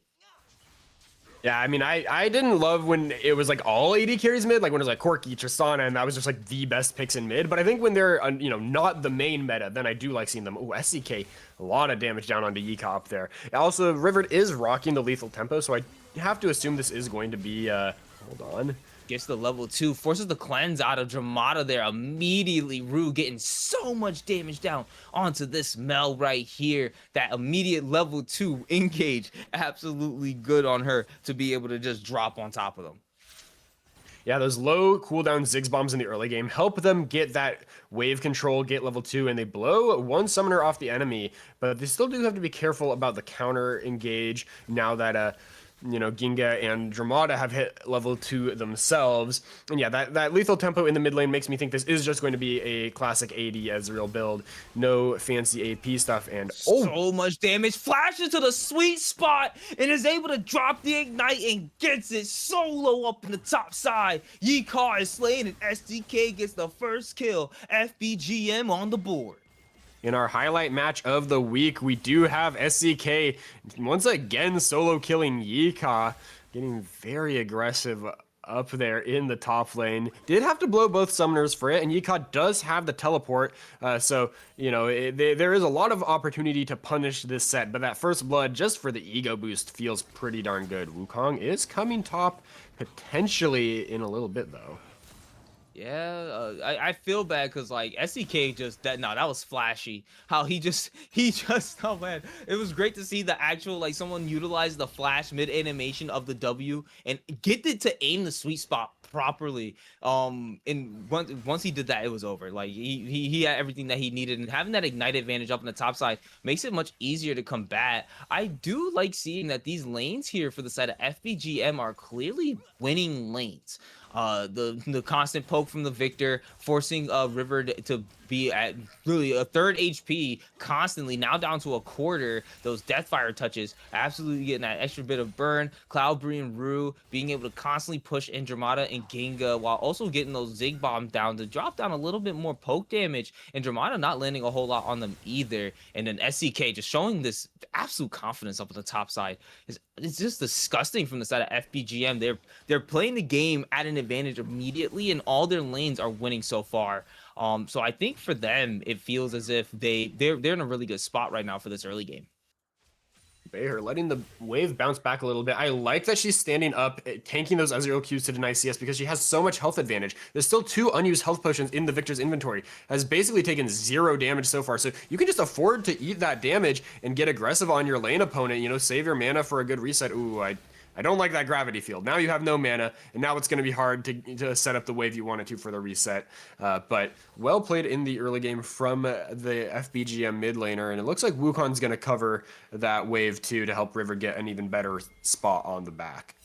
Might as well absorb some of the XP. Don't let it all go to waste if you can. You know, get Wukong as close to level 6 as possible. I feel like for Just Cooper is gonna be, that's where they're gonna make themselves the most useful. Yika though getting dragged in by the haymaker, sweet spot landing onto the punch, and it's just gonna be so much damage onto the Zahen. Not much that he can really do, even though there's a farm advantage in the way of the Zahen. Right here, this set though is just feeling so damn good for SCK up in that top side. Yeah, Yika, Zahen is one of his most played in the solo queue this this split, but I guess I don't know the matchups well enough, but it feels like SCK just has such an upper hand, and Yika looking a little lost in this early game. Does have the Wukong backing him up, but I just don't know if they can start this fight up the way they want to. Yeah, Yika getting punched down, nearly loses his life, goes in with the ultimate's gonna get suplexed into the ground in the 1v2, and that's SCK securing himself another solo kill. Just Cooper hoping to be able to get a little something back as he just had to watch his top player get slain. Luckily, just in time to grab him the assist. Just Cooper puts Aqua Sprout onto the board. And despite the dominance in the combat side of things, Yika is actually up 4 CS. You know, I feel like when you're so focused on getting in your opponent's face and dealing damage to them, a lot of people do kind of drop minions here and there. So SCK ideally should be able to transfer this into a bit more of a farm lead and really, you know, extend the lead, try to get more done than just getting the kills. Oh, Cyclone coming out, drops right onto play here. River not close enough to be able to get a lot of damage. The Grand Starfall gonna drop as Just Cooper gonna be able to take that kill, and Sutek looking like the next target. River trying to get a little bit of damage down, forces the flash out of the Pantheon. Pantheon continuing to run away, and he's able to get away ever so barely with his life. Another kill over the Aqua spot in the right place at the right time, now getting themselves the lead for the first time in the game. 6 minutes in, 2 kills to 2, and it's looking like we're gonna get a lot more fighting and scrapping for the rest of this game. These players love scrapping, and it is a joy to watch. Victor holding on to the flash in the mid lane, kind of surprising, but Just Cooper did have the flash to follow, so maybe just recognizing that, you know, if you lose your flash as the Victor in that situation, you do open yourself up to some future ganks. If you hold on to it, maybe you can outplay and convert that into, you know, an objective in the next few minutes. So not a bad decision to hold on to it by any means. Might have also just been trying to get a cheeky kill on Ezreal in the 1v2 with like a flash EQ. In any case, though, I think mid lane is still in a perfectly fine spot for FBGM, but the jungler, Just Cooper, in a very nice position for the Aqua Sprouts. I think once this Ezreal now though is starting to get a bit of poke to land onto the Victor here, so it's nice to see that he's starting to combat a little bit. But that's gonna be the SCK pulling him in, getting the stun. Yeehaw taking some damage, but finally starting to fight back. Not gonna be able to hit that sweet spot, but Yeehaw now looking to turn it around, trying to fight onto the set. The solo dolo fighting up on the top side, forces the flash out of the set. SCK healing up. Yeehaw looking to go in, pulls him in. Not gonna be enough. They decide to stop the fighting up in that top side. SCK though looking like he's pretty daring, as we do have Ginga here and is looking to find to trap him in. Hashtag ultimatum coming to drop down, but here nearly taken out. Ginga gonna take that kill, and that's gonna be the Victor losing their life in the mid lane as Sutek is here and all alone. But SCK dropping down, Just Cooper chasing him off, as Ginga though looking for the stun, not gonna be able to land a hook shot onto him, but it doesn't matter. The Wukong now on a killing spree, and that's gonna be Sprout now securing themselves a decent enough lead. Rue though, they're looking to go in as Dramata is gonna be taken out. Tower dove under the Mel drops. They decide to return a kill off on the bot side. FBGM keeping themselves at least within 1,000 gold behind. That's a nice roam from Ginga to get that kill in the mid lane. That's what I was talking about earlier when you know, if you're not ready for it, the Camille support has such a long engage range with the E, the flash, the ultimate, but they are still holding on to her flash in the mid lane. I feel like she could have used that to drag the Camille under turret, you know, set up the CC to follow up and maybe trade a kill back. Instead, just goes down kind of without a fight again, and that does feel bad for the Victor now, as the Ezreal is starting to hurt a little bit more. You do need to be able to fight back in this 1v1. Yep, and these auto attacks are starting to hurt with the Sheen procs. Gonna drop the ultimate, the Arcane Storm coming down, and we do have Rue here though, but River is gonna be taken down and slain. Grand Starfall drops, but it wasn't needed. The Ezreal loses their life in the mid lane. I have been looking for Sutek to make a little more happen here in the early game. That's a champ with point and click CC, and I feel like you should be getting some KP, but 0-1-0 currently the stat line for the Pantheon is looking for this bot lane. Oh, hookshot misses. Ginga gonna end up missing the hook shot. Xenoblade gonna come out, land onto Ginga. We do have Sutek here looking for Dramata. A lot of damage though, dropping down on the Cloud Breed, and that's gonna be the ult coming out. Dramata gonna be able to take that kill. The next kill though, going over to Rue as Ginga's gonna be taken down, but the cycle coming out, gonna be able to root them all down. Sutek, so much damage in CC. He goes on a rampage as Dramata gets that second kill. That was such a beautiful wombo from the side of Aqua Sprouts, and they are looking so clean. Nice TP and a nice wombo combo from the mid jungle on Aqua Sprouts to get those kills there at the end, taking a confident lead in that bot fight. And we saw also there the lethality of the Mel from the bush. Not lethality like the items, but like, you know, just if you don't see her, her combo can absolutely one-shot you, even at this point in the game where she doesn't have that many items. Cloudberry thought they had the advantage in numbers, but just, yeah, a quick moment is all it takes for that Mel to get a kill. And here comes another fight. Though, gonna be able to land the hook shot onto a member. Sutek not wanting to continue the fight though. Just Cooper says, I want the blue buff, give it. And he takes it there and steals it like it's nothing. Sutek blueless. It is looking like he's got the blues now. Cloudberry though finds Ginga along with Sutek. They're looking to chase up as the Hex Flash comes over the wall. Rue looking for a target. Solar Flare ready. Manages to find it on the two different members. And they're continuing to chase. Mega Bomb gonna come over the top, able to get him as Ginga. He's gonna be the first one to slay as Bahir, trying to get away. Just Cooper though, looking for a little bit of damage as they're trying to take him down. Sutek able to find that as the shutdown's gonna go over to the on the Wukong over to the Ziggs, but they're still gonna be able to take out the Leona. Sutek continuing the chase. Mel now trying to get a little bit more damage down as Dramata is going to drop so much damage, and that's gonna be the Pantheon also losing their life. Both ADCs left alive as the mid laner is just continuing to farm the wave after dropping a kill. That's 2 for 2 for both sides. Either team going to be able to get the dragon yet? Oh, hold on. Oh, we might be able to get that 1v1. He's looking to get the revenge. Drops the ult onto him. Yikon, though, not enough. SDK looking like that he's taking the domination in the top side, and that's going to be another solo tool. Another solo for SCK in the top side. 3-1 the score there. But hold on, Dramata is in some danger here, but has Ginga in the back pocket. Yep, Ginga could possibly land that onto him. Zenith Blade.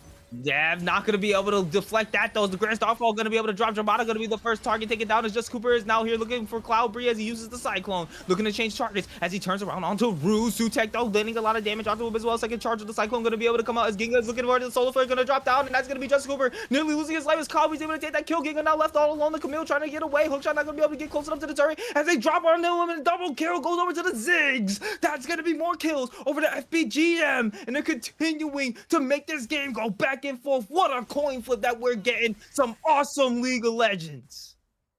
We're really seeing that Leona Ziggs combination do so much work for the FBGM bot lane. We saw in that first fight by the Dragon, they locked down, I believe it was Rivert, and just blew him up before he could even push the E button. And then down bot again here, just so much consistent damage and CC coming out. That Ziggs is now 4-1. Mel, very strong too, but that Ziggs has completed the second item here, Shadow Flame as well. You have to watch out for that Mega Inferno Bomb because I mean, it can just nuke you from, you know, half HP to nothing if that center bit hits. And yeah, it's a nice play from FBGM. They have turned things around from what was looking like a bit of a scary early game.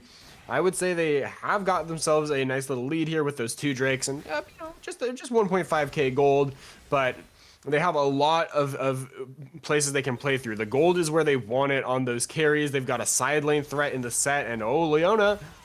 Oh, trying to go in, but goes in a little too deep. Rue left all alone. Hexa Cultivator going to come down on the Cloudberry. Cloudberry, though, able to walk away as Pantheon's going to be able to jump on the Ginga. Ginga going to be nearly taken out as they're going to hit Mega Inferno Bomb, going to come over the top. Sutek going to be able to take that kill, but now being locked up at CCCT, going to be Just Cooper. Might be able to lose their life. Next is Cloudberry going on a rampage. River not able to do too much, and the Ezreal not going to be able to drop any damage that's going to matter for them. 5-1 on this Ziggs.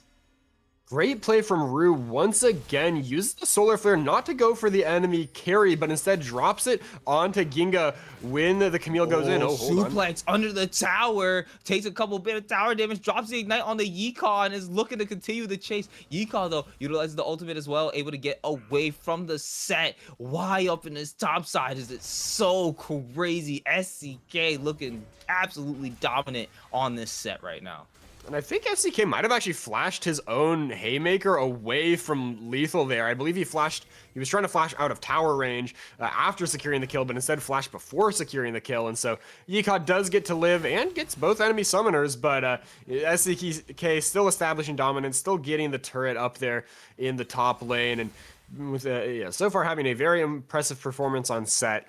Yika still keeping the CS pretty close, and yeah, I just need to finish shouting out Rue for not going for the enemy carry and just peeling for their own carry to enable another big win for FBGM in the mid lane. They are up 2.5k now. Looks like Aqua Sprouts are going to get this Herald. There's not much of a contest coming through, but I think FBGM can concede this and not feel too bad about it. Oh, hold on. They are going to try to fight. Oh, Grand Starfall going to drop the Rift Herald going over to the blue team as the Cyclone comes down. Sutek looking for his first kill as Ginga is going to be able to drop. Mega Inferno Bomb coming over the top. Cloudberry, though, not going to be able to secure those kills. Just Cooper going to be slain by the spear. Sutek going on a killing spree as the Pantheon continues to chase. We're going to see the Arcane Shift going to come out. The Arcane Shot going to come out. River not going to be able to land any targets as Mel's going to be able to try to drop someone. Takes out Cloudberry, gets the shutdown, but Set returns the kill back to sender, and that's still FBGM continuing this lead.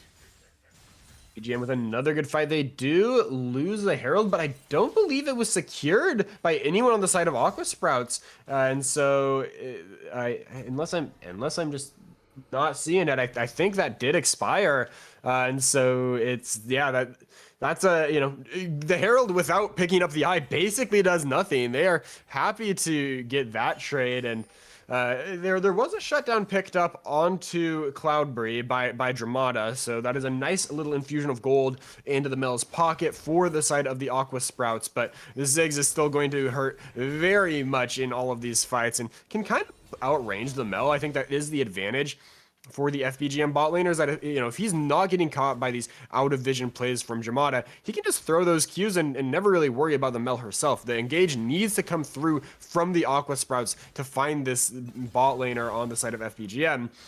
And so, if they can play the peel game, that Zig is going to be very happy. And this is usually the point in the game where I'm like, oh, it's the mid game. We get to see like what happens when they actually get a true 5v5 team fight. But right now, with the way that the lead is looking, a 5v5 team fight is not what the side of Aqua Sprouts is really looking for. If they can find a really good angle like they managed to do in the last game, then yes, they can definitely come back. Mel tends to be one of those champions that she needs a little bit more damage before she just starts blowing everybody up. But Just Cooper, though, gonna find the Victor here, looking to take the Victor down, but not gonna be enough as Bahir drops the ultimate, chasing down Just Cooper. They managed to stun him up, and he's going back over the wall. Cyclone use, trying to get a little bit of CC, trying to extend his life. Ginga gonna utilize the W to get a little bit more slow, but the solar flare gonna drop right onto Dramata, forces the cleanse, forces the W, and now Sutek able to drop onto the target. SCK coming down. Mel all alone is looking like they're gonna be able to drop their life, not being able to use the ultimate to get it as SCK goes on a killing spree, able to take that kill up to the top lane of 5-1 on the set. Dramata trying to play the out of vision play on Mel, maybe make something happen in that tri-bush, but instead gets collapsed on, has to blow both the summoners and still goes down. And as kind of the main carry for Aqua Sprouts, that feels really bad, missing out on the farm. Now a turret and a Drake going to the final boss, Goth Mommies. Victor Bahir in the mid lane, just kind of outplaying the Wukong, sees the gank coming from a mile away, and does a great job of baiting the Wukong in to certain death to help the team get the objective. Now fighting Yika. Oh yeah, but here trying to get a lot of damage dropped onto Yika. Yika dropped down to about 1000 HP and is continuing to run away, but SCK coming in for the pincer, gets the punches, drops him in, uses the ultimate, but it's not going to be enough, having to flash over the wall and continuing to run away. Yika barely gets away with the skin of his teeth. Yika very much limping away from that fight, just getting bullied up here continuously in the top lane, whether it's by the set or the Victor there, who's rocking those armored advances, the upgraded Ninja Tabi, or not Ninja Tabi, you know what I mean. But it's because this is a triple A or quadruple AD team for the side of the Aqua Sprouts. So if you're able to play range on the Mel, which again Victor can kind of do that if you're not walking into her, those boosts just get so much value in keeping you alive from the remaining dive members that the Aqua Sprouts have. And so this Victor gets to stay alive and dish out damage for a lot longer, and I think that's a great call in this game. I do have to still sit there and worry that I just don't like seeing like, oh, a 2k to 3k gold lead. For me, that doesn't feel enough to be like, oh yeah, we're confidently in the lead. But here we go, Xenoblade gonna land onto Zahin. Yeehaw trying to get away, but it just stunned up so much CC, and everybody is here. Grand Starfall gonna come out, the Hectic Ultimation dropped onto him as Ginga's trying to take out a kill, but Mel's gonna be able to drop the first one, getting the shutdown onto him as here is gonna be the first one to drop. Rue now trying to get away. True Chopper Rock's gonna come out as the Mel is able to secure the double kill, and that's gonna be the triple kill going over to the Mel as well, and another shutdown for them, and that's some big gold injected into the SPT AD carry, or should I say mage carry. Yeah, that's just a 3 versus 4 fight taken by the side of FBGM, and they do not win that despite a good initial kill onto Yeehaw. That guy's kind of, you know, he's kind of already getting bullied. I don't think a kill onto that Zahen is doing too much for FBGM's game plan overall, and so when they commit that much and give over 3 kills back, that is not the situation you want to be in. Now, they do get some of those turret platings in the mid and bot lane. Aqua Sprouts aren't able to convert too much off of it. You know, there was the threat of the Baron, but they didn't quite have the damage in place to take that just yet, as they are going to be able to set up some vision, but I don't expect we'll see either team really apply too much pressure there. They both have a pretty slow take at this point in the game. I'm gonna say this. This is the moment where they wish they had that Rift Herald right now, because that would have been that fight right there would have been the perfect moment to just kind of like pop it somewhere and try to gain a little bit more pressure on the map. And that's kind of what Aqua Sparks right now. That's what they're lacking, is that they just haven't been able to really get anything. Well, until now, they were able to secure the turret down the bot side thanks to River. But before that, it felt like they had nowhere to take a pressure on the map due to the constant control that the side of FBGM had. But now we're looking at a literal 1k gold lead between the two. Yes, they are on sole point for the side of FBGM, but it looks like Aqua Sprouts is not afraid to go ahead and be able to fight. SEK going to fight, but doesn't know that Wukong is here. Cyclone going to be able to land onto the first charge as SEK uses the suplex trying to get him off, but Yeehaw does have the passive, able to get the revive as the TPs are coming in. Shutdown going over to the Wukong as we get the TP up on the top side. Dramata going to use the ulti as he goes on a rampage, being able to take out the Pantheon. Rue though caught in the middle of multiple members trying to get Just Cooper to be able to slay him, but that's going to be Cloud be able to take that kill. But Victor is going to be slain down as River goes ahead and takes the kill onto the mid laner solo. Yeehaw though taking down the low HP Cloudberry, trying to land a bit of poke damage as River is getting a bit more dragged in. Yeehaw not going to be able to take it down as Hectic's ultimatum dropped onto Cloudberry. Cloudberry now trapped up inside, but going to be able to get the double kill onto the Ezreal as Mel though going to be able to help out Ginga. Ginga though getting the double kill with the support Camille,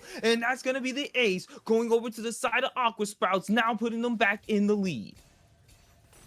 Things going from bad to worse for FBGM as SCK feels confident taking the fight in the top side, but once they see the rest of the Aqua Sprouts showing up, they try to bail them out and they just overcommit to a losing fight, and once again give away a bit of that lead. Now the 1,000 gold is in the lead for the Sprouts, and while that's not the most significant of leads, the momentum is so important in these games. That also means tempo given over and just time where FBGM is not extending the lead, which when you have a lead, you should be able to use it to your advantage and continue to grow it, not throw it away. So they need to tighten up their play and take numbers advantage fights, which I totally believe they have the ability to do. You can see how much damage they're capable of dishing out here as teleports are coming into bot side.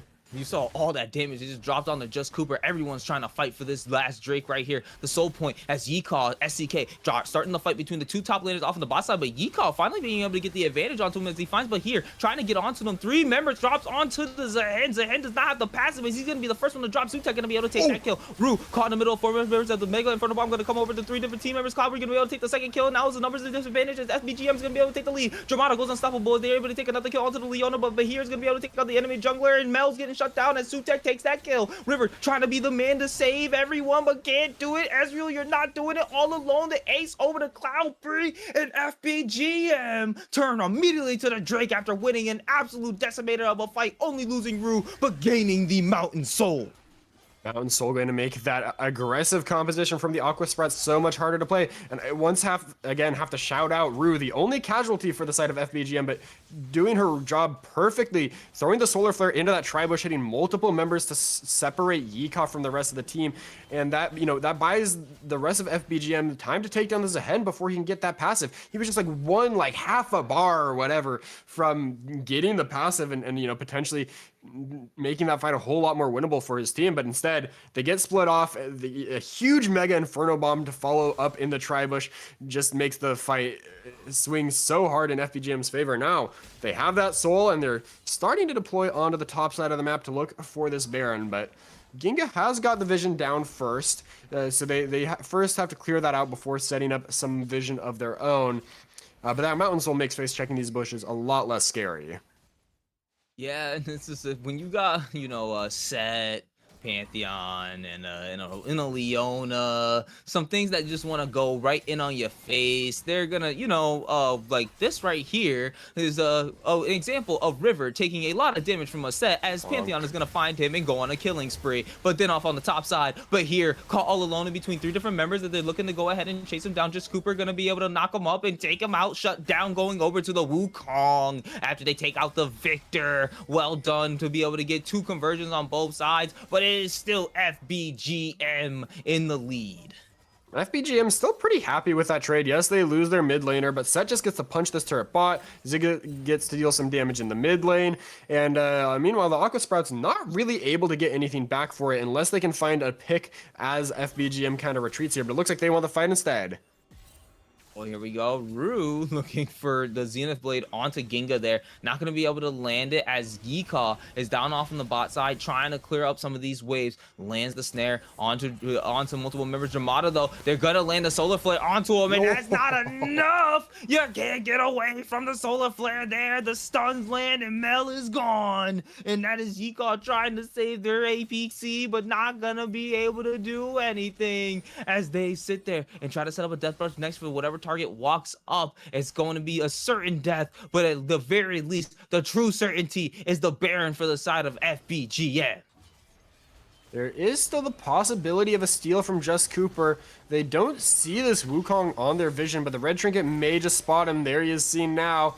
Yep, Pantheon goes over the wall, dropping onto Just Cooper. He uses the clone to try to get away. Now has no way back over the wall as they continue to chase him down. But now the Baron being done significantly slower, allowing the teams to be able to get in there. They're going to have to actually back this off. It's starting to get the HP back in. Grand Starfall going to land as River is now trying to back off and get away. Ginga trying to find members off on the backside, but Zahan does have the resurrection. Hextech Ultimatum coming down as the Cyclone drops. Multiple members trapped in the middle, but here's going to be able to take out Ginga and is able to get away, but is going to drop to the Ignite as Wukong, as the Gamil is going to be able to take him out, but Wukong also takes out Cloudberry. They're going to lose out a lot of damage. SCK trying to get away, but now it's just more. Dramata's a full HP. Solar Failure is huge from Rue to be able to attempt to save multiple members, but Sutek is going to be able to take out Wukong, but Zahin gets the revenge for their jungler as they take them out, and it's going to be the fight won by Aqua Sprouts, and they are still fighting in this game. Just when I thought that FBGM had that Baron, they get a little baited by Just Cooper. I don't think they needed to send 2 members to chase him down. They really just need the Leona or the Set to mark that target. Oh, Yika. So much damage. Xenoblade gonna land on the Yika. Yika now brought down to extremely low health, but SEK also brought down low as well. As Delmata gonna be able to take that kill, and Rue is looking like the next target. Leona being chased down under their tower, and this is gonna be the mid-tier 2 dropping over to the side of Aqua Sprouts. Aqua Sprouts now having the lead, only 200 gold up, but the Mountain Soul, they say we may have lost every Drake, but it doesn't matter as long as we are able to out-team fight you, and they're finding these little bit of moments. The game is just so damn close. Extremely close, and yeah, this is a composition that can deal with that Mountain Soul pretty well. Yes, they have some poke, but the sustain damage from every member on their team is also massive, as is the pick potential. If anyone gets locked up by that Camille, they can just get taken down by the follow-up from Mel or anyone else on that team. You know, it'll buy you a second or 2 longer, but it's not like it's a LeBlanc, and if you survive her burst, you just get to play the game, the rest of the team fight. You know, if you get locked up, there's a lot of damage behind it. So FBGM still have to be careful, and yeah, I once again just have to say, I think they went too far for the Wukong at that Baron pit. I think they had the game potentially in their hands, and they sent their jungler to chase the enemy jungler, which is the one guy you don't want leaving the pit. You saw just Ziggs and Victor like, huh, in the pit, and Cyclone coming down, Hextech Ultimatum gonna land on the Cowblade. Cowblade now having to go golden, but so much damage mitigated, but the Mel is just too much damage to mitigate. Sutek though, gonna be able to take out the enemy support, trying to walk away, but River gonna be able to take that kill as Rue is now walking off to to the side. Just Cooper chasing down the Leona. Leona not looking long for this world. Gonna be able to land a stun onto him, trying to get away, but no. Just Cooper loses her life as they, not Just Cooper, Rue gonna lose her life as Just Cooper's gonna be able to take it away. But here can only sit there and stare as the Victor trying to clear these waves. The Baron now looking like the target, and it's the perfect moment for the side of Aqua Sprouts to be able to put themselves in a more securable lead in this game. River and Dramata are going to do a lot of damage to this. I don't think the members of FBGM are going to try to contest this. They don't really have easy access to poke without putting themselves in harm's way, and Set doesn't really have a way in without Flash. So Baron, at long last, secured by the Aqua Sprouts, and it's just a nice pick, capitalizing on a little bit of, a lack of vision from FBGM. 15 seconds on Elder, though, and it's going to be a question of who can convert. They have to immediately just convert back over to this fight. They can't even like reset or anything after this Baron, so there's no gold spent. Dramata does have a little bit of HP taken down, so they're gonna have to fight this, and they're fighting into a Mountain Soul. They don't have vision. They don't know that SCK, like I think SCK and Bahir don't know that they're actually on a ward. Now they do after the True Shot Barrage lands onto multiple members in that brush, and now they're trying to fight for this extra bit of vision control. The control ward there, go ahead denying a little bit of vision for the side of Aqua Sprouts, but they're looking for whatever could potentially be the flank. Ginga looking for it as they're trying to see where they can get the hook shot in, but 5 members are all secured around each other. I like the way that they're crowding, trying to get themselves a little bit, trying to make sure that they're not able to just immediately get jumped on by one member. Yika dashing out as the snare also gonna miss. Wukong looking for the Cyclone, gets in the middle of 3 different members, absolutely huge. High Cyclone made him get used off on the bot side. Solo Flare gonna be dropping over the top, making it for the bomb, gonna be able to help as the damage comes down. Victor gonna be able to take the first kills. Cobree's able to take out the enemy support. Jungler now being dropped. This is going to be FBGM getting the big fight. An absolute perfect 4-for-0 or 5-for-0 ace for the side of FBGM. They thought that they could have the fight for this. Aqua Sprouts thought they could have the fight for their side, but no. FBGM shuts it down, playing it perfectly. Being split on the targets was not the play there, and that ultimately cost you the fight and potentially cost you the game. FBGM get their heads back on straight and play the fight the way they need to. They use the fact that Aqua Sprouts has to back to set up the vision. They play their range advantage, and then when the enemy engage comes through, Set just ults them out. Leona plays poke, and Ziggs kills everyone. So that's GG in game number 2. They're gonna be able to save this. This is game 2 going over to the side of FBGM and forcing the game 3 here in this absolutely close series. I thought we were in for a repeat of game number 1 where Aqua Sprouts start out good, FBGM finds the lead in the mid game, and then Aqua Sprouts suddenly turn it back around in the late game. But FBGM deny the repeat of that and bring us to a 1-1 series score. It was an absolutely insane game from both of these teams. I do think that, like, honestly, I feel even though like a lot of damage came out and like from both sides, it was just the way that these two teams were just exchanging each other in fights. Whoever secured the proper targets was always going to be the ultimate winner. And that last team fight, I hate to say, was the final nail in the coffin for the side of Aqua Sprouts, being split up between the 2 different targets when you had a big cyclone being done by Just Cooper on the Wukong there to be able to get onto 3 different members. That's where the Hextech ultimatum needed to be, not on top of the Pantheon.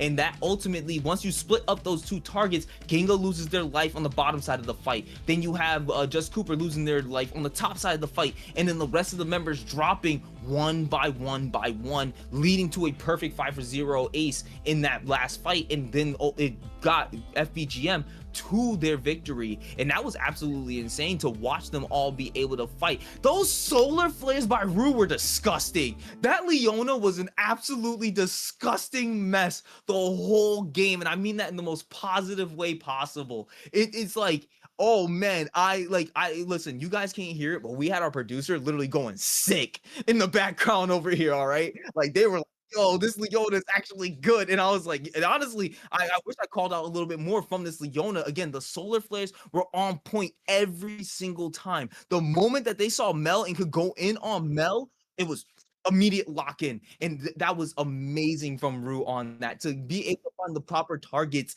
in those different fights that allowed them to be able to win it out. And that I just loved watching both of these teams just fight so much. We were like, oh yeah, this team is definitely gonna be, it's FBGM right now. Look at the set is definitely taking up the fights on the top side, but then all of a sudden we saw an absolute drop off in the rest of the team fighting from the side of Aqua Sprouts, which they are actually really damn good team fighters. I feel is what's one of their biggest saving graces, because they were getting, scaling late into the game, and then Mel was starting to do so much damage in those late game team fights that just allowed them to be able to kind of just brute force their way into multiple leads. But look at how well FBGM managed to hold down the fort and be able to win that game. It was all over the place good. That's all I can really say about that. These two teams have given us yet another banger in the second game, and yeah, I mean, I've got to agree with you. I think Rue's target selection with the ults was great. Peeling was great when it needed to be peel. Dive was great when it needed to be dive, and I think that flexibility as an engaged support player is something that really sets you apart. A lot of engaged supports are just perma looking for the backline, and yeah, I think that helped them in the fights. In that last fight, I think the Aqua Sprouts needed to find a way to flank to follow up on that Wukong engage. It feels bad when Wukong has to burn clone, E, flash, and then finally ult into the backline, and the rest of the team is like a screen away. You need the Camille to be off to the side, come in with the hook shot onto whoever you're knocking up, and yeah, because they were trying to approach S5, even though they had the Baron, they weren't really able to use that buff. They kind of just tried to brute force into a team that was still stronger than them stats wise due to the Mountain Soul, and then that gives FBGM the win in the deciding fight. They're over by the Elder. And they didn't even, and that was funny because I really felt like, yeah, the Elder fight is going to be the thing that ultimately cinches this game. Whether it's because somebody secures the Elder and then they're able to just turn the fight into an execution spree, or someone's going to overstep, not follow the fight properly, and it's going to cause them to basically get completely split up. And that's basically what ended up happening in that fight at the end there. Like you said, the Wukong engaged a little too far for the rest of the team to follow up. So it seemed like Ginga just found the first target that they could, and it was the Pantheon, which I feel like that might have been just like a split comm type of thing. It's like, hey, we're trying to get the Elder, let's go for the Pantheon. But Just Cooper was looking for the big engage onto the multiple carries to be, and I feel like you can look back and forth at who made the right decision. Both decisions seem like they were, good choices to make. But I think going like for the overall fight, trying to go in with Just Cooper and how he found a big cyclone with those 3 targets, it really looked like it was insane enough that they were going to win that fight. But just not being in the right place at the right time during the fight itself caused them to be too split up. And now FBGM is staring down right now what could be a real mental mental uprising for them in these games now, because they were able to clinch back that victory for themselves. They might be able to take this next one. So don't go anywhere, chat. Please, please, please, please stay with us. We know it's getting a little bit late if you're over on the East Coast, but trust me that we've had 2 straight bangers in a row. So you don't want to go nowhere when this next one comes through, because this game 3 is going to be intense. Both of these teams are really going to want it. So they're going to have to bring their A game. So we'll be right back after this break, and be ready for it, because game 3 is about to be a crazy one.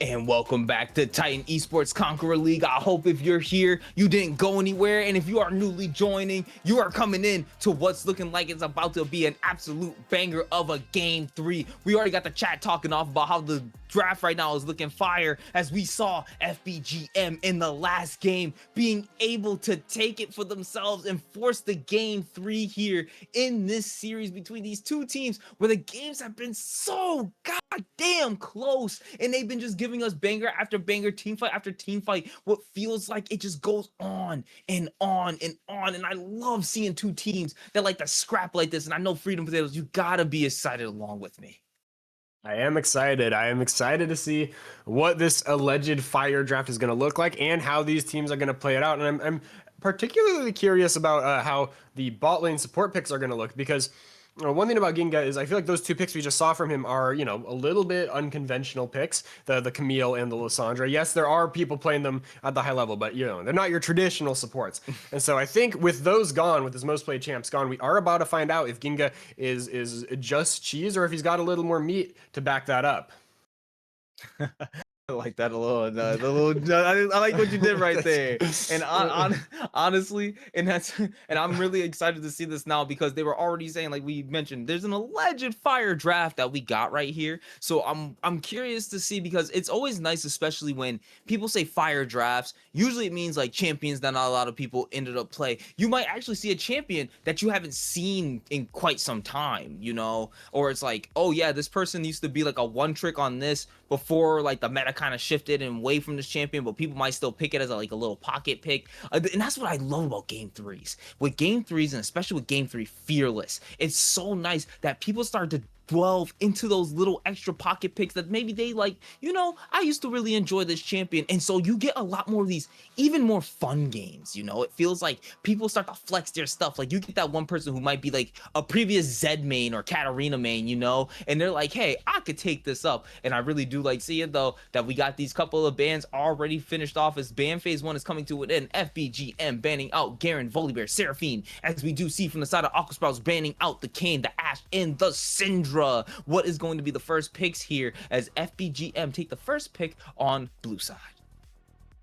I love those picks that you can, yeah, those old pocket picks I think is a great thing to have in the chamber, where it's like, yeah, you used to be good at it. You don't have a single game on it this season to rank. So if teams are only looking at your profile from this season, they might miss that, especially if you haven't played it in like comp yet either. You can keep some of those things pretty hidden. People might have to dig a little past the surface to find out those picks, because you've still got all that muscle memory in your head. And yeah, metas change, items change, but some champions you just know how to pilot. And so we are going to see Senna and Jinx picked up for the AD carry role, and that Yone coming through. That's been banned most of these games, but FBGM, I believe, dropped that ban for the Seraphine, so they are going to have to go up against that now. And already, when I said that potentially we could see a 53-minute banger coming through, I mean that now, because literally Senna Jinx, what do we see? What's the big S word between these two? It is scaling, everybody. So now we got literally two bot lane scalers that are just going to be looking to get towards that 30-35 minute mark and hopefully be able to absolutely eviscerate through the game. I do have a little bit more faith in Jinx being that absolute eviscerator, especially if she manages to get excited. And we do, though, see from the side of FBGM, in response to that Yone, they end up going with the Akali and Renekton. But SPT with a little bit more and looking for that very confident Bandle Pipes builder, actually, to synergize with this Jinx, they're getting the Braum.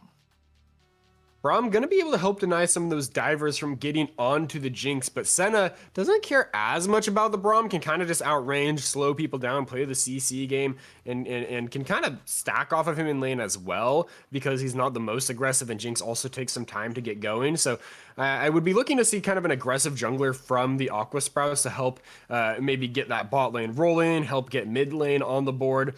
A lot of bans targeted towards the rest of the solo laners, and I also have to shout out that Akali pick. That is something that the mid laner for FBGM does play a lot, and it's a good matchup into the Yone too. So unless that Yone is a flex, that could be pretty favorable for the final boss Goth Mommies.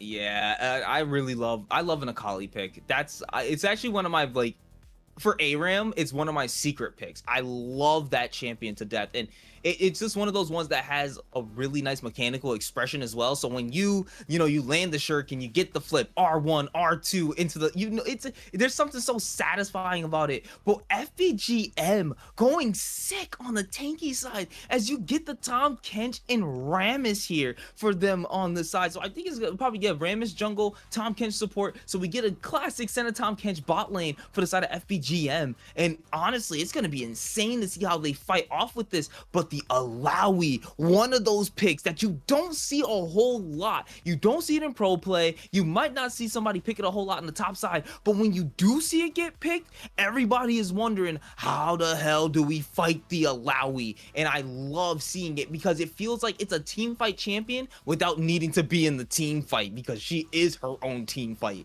And I really do like that from SPT here. Putting Yika on something that has so much lane priority for itself should be able to allow to mitigate a lot of that Renekton, the Renekton bullying that's going to be happening up in that top side. So these junglers are really going to be looking up at top side and seeing if they can make something happen there, even though, because these bot laners, they're just looking to scale. They're not really trying to fight a whole lot unless maybe Tahm Kench can get a really good engage into it, and maybe a Kali or Sutek on the Rammus does make that roam down. But for the most part, Jinx is going to be trying to play back, not really trying to combat too much, while Braum absorbs a lot of the extra damage in the bot side, allowing her to make it to the late game.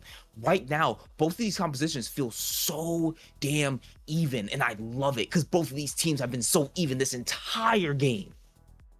That Alawi versus Renekton matchup sucks for Renekton. So that is a nice use of that last pick to give the Aqua Sprouts an upper hand in that top side. Now, I mean, Renekton is a champion that always gets value in team fights, but the side lane is going to be pretty tough for him, especially in the early game. And a lot of the champions on FBGM want to go into Alawi. Senna is their only ranged champion. So they're going to have to really make sure that either Alawi is very behind or they stay the hell away from her in these fights, because otherwise that is going to be a major threat. Overall, I still think FBGM does have a pretty solid draft. They've got a couple good sources of CC. They've got some nice scaling with the Senna, and I think Akali has the potential to kind of pop off. I think the Rammus gets great value into the majority of SPT. At least their two main carries too. And I'm so excited for this game. Both of these compositions absolutely insane for both teams, as we're gonna be probably seeing one mid laners. They're gonna be scrapping with each other constantly. I'm absolutely excited for this. We already know that the top laners, they're gonna be wanting to punch at each other all day long. They've been punching at each other all series long. So we're already gonna be seeing the Guardian getting popped there by Ginga from the Tongue Lash, from Rue on the Tahm Kench. I'm not a big fan of Senna Tahm Kench bot lanes. I have not been a fan of them since they've been an exception, but it obviously is a very safe lane to play, as River and Bahir already, or Bahir? Someone correct me in the chat how to say it. Bahir? Yeah, Bear? Bear? Just straight up Bear. All right, so Bear, we got it. We got the pronunciation now, guys, so we won't keep mispronouncing her name anymore. But Bear in the mid lane, go ahead and already dishing a bunch of damage onto River here on the Yone. Drop down to about half HP. I like seeing that. He's already ticking, the River's already ticking at the pots too. So we are getting little, I really like seeing Bear like constantly combat in this mid lane. And honestly, I feel like Bear has been kind of the better mid laner overall in these multiple matchups. I'd agree with that. I mean, in game number 1, we saw the Annie versus Ahri. That's a counter pick for River, and Bear was playing great in that one. Now Bear has a counter pick, and very nearly gets the solo kill.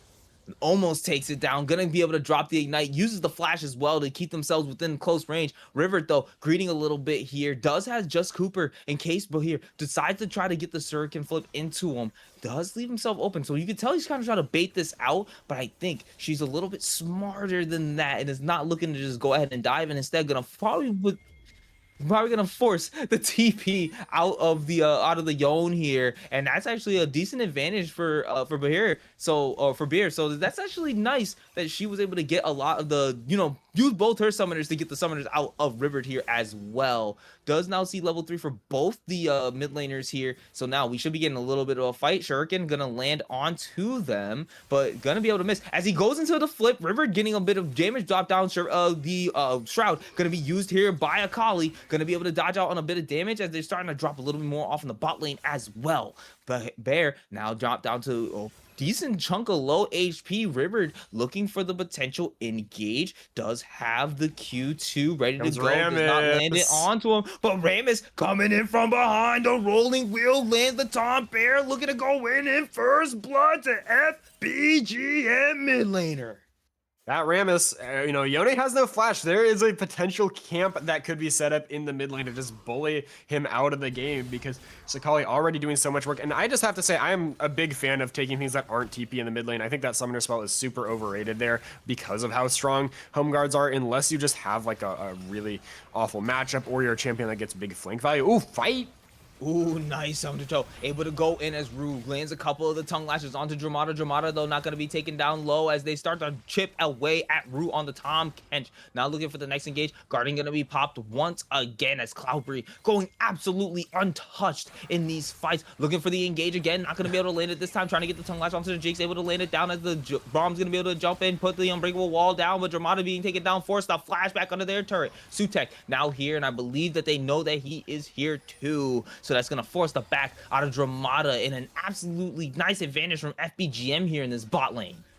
Talking about summoner spells, I feel like FBGM also has an advantageous summoner setup in the bot lane. Jinx is running Cleanse and Braum is running the Exhaust, which is nice for the counter dive, but in the 2v2, there's just a larger health pool on the FBGM bot lane. The barrier can buy you so much time to get extra damage off, and that heal giving both laners even more, and they haven't even had to burn them yet. But, if it did turn out into an all-out brawl there, I think they would have easily walked away with the win. And this is what's going to irritate the living hell out of me down in this bot lane. We are getting so much sustain from the Senna, the extra HP pool between them both because of the healing that Senna can drop down, the gray health plus the shielding from the Tom Kench. It feels like you have to go chunking through 2 HP bars at the same time.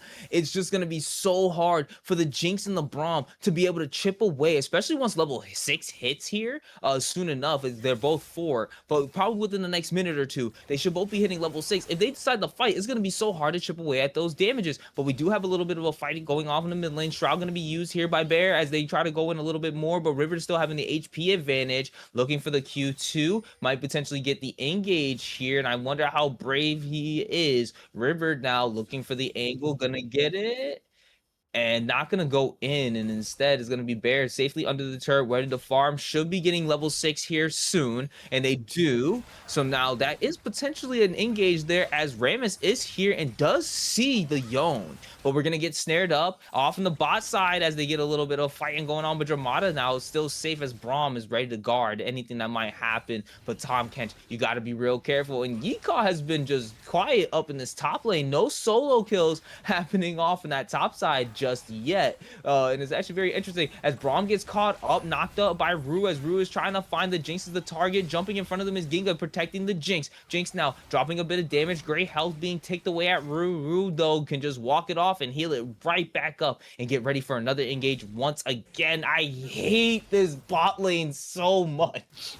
Rue being extremely annoying, just basically pushing that abyssal dive on cooldown on Jinx and, helping to deny Dramata some of that CS, keep Cloudberry safe to get CS of his own. And, well, the scoreboard's away right now, so I can't see the CS numbers, but I would expect that it's favoring FBGM down there. Actually, no. Okay, I'm just wrong. Jinx is up 2 CS, but I mean, Senna, even if she doesn't CS the minion, she can still get the souls. She can stack souls off the enemy champions when they have little scuffles like that.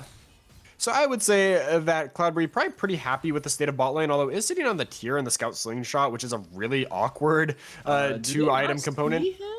I think they don't realize Rue is being chased down by Just Cooper and Ginga, but they decided to disengage the fight off in that bot side. I'm actually surprised they didn't want to continue the chase onto that. Rue and Sutek, though, crowding up against one another. Tom Kench able to find a couple targets. They do now know the control ward is in that Tribus, but River now being taken down to extremely low HP. This Akali looking absolutely insane. The solo kill. I didn't even see. Blinking, you miss it, and they're gone. Bear getting the second kill of the game. Another solo.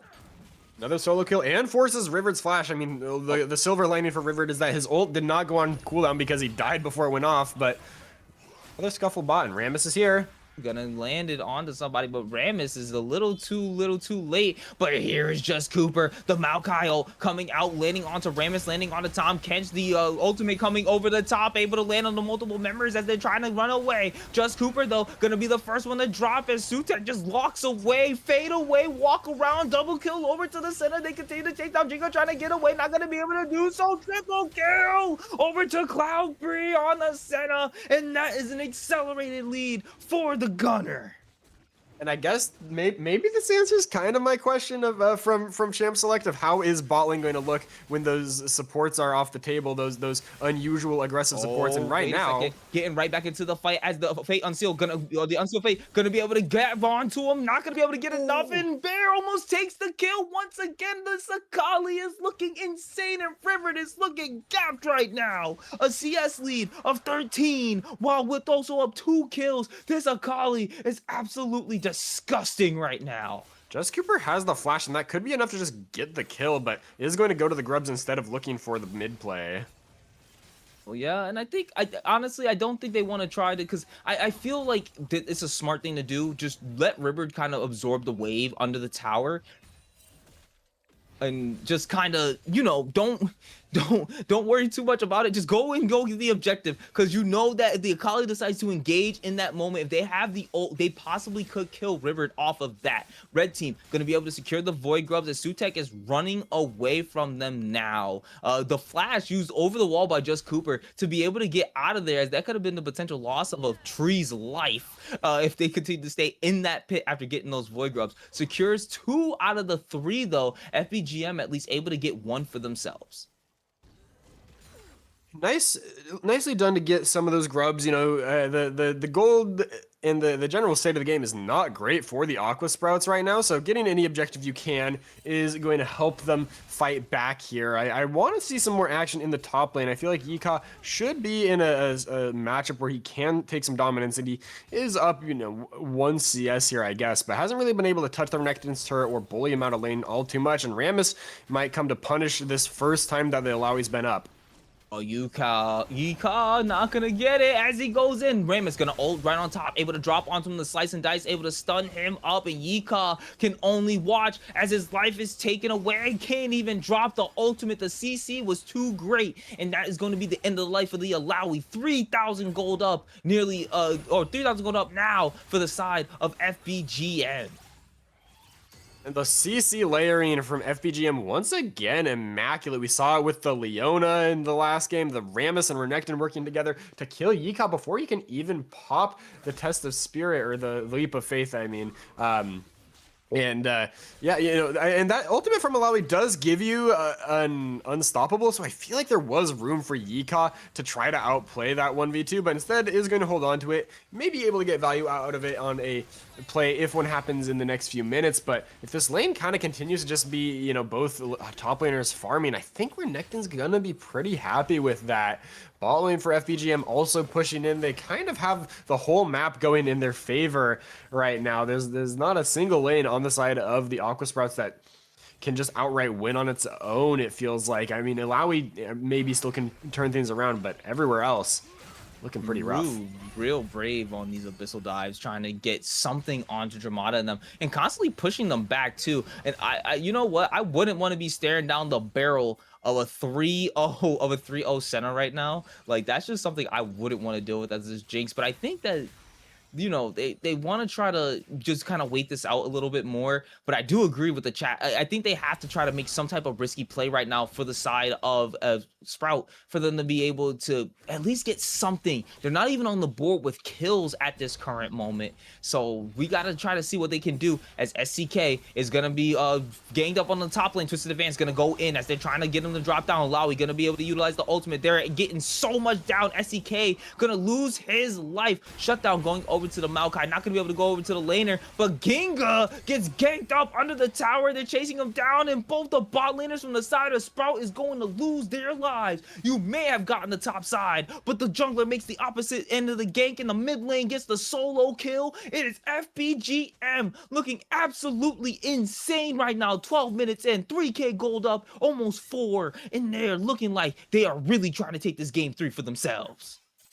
Just when we have something that looks like we can, praise SPT for finding a bit of an angle back into the game, it's 3 kills on the other side of the map for the side of FBGM, and a whole bunch of turret plates taken as well. So they solidified their lead even further. And even if this Alawi is able to play the side lane effectively, I feel like the rest of FBGM is just so strong in the team fight that it's going to be really tough to pilot. I mean, the center range is going to be a massive problem. Akali flanks are going to be a massive problem. So SPT need to start getting some additional plays under their belt. The kill top also went to Maokai. I'm not exactly sure if that's where you'd want it. I feel like Maokai can kind of operate as a low econ champion and just, do his role as a CC bot. He likes items, everyone does, but yeah, I feel like they could get more value out of that if it's on someone whose job is a bit more the carry. And I think also they use so many resources up on the top side. Yeah, the ultimates are still pretty low cooldowns, but still it used up so much just for that to even work out.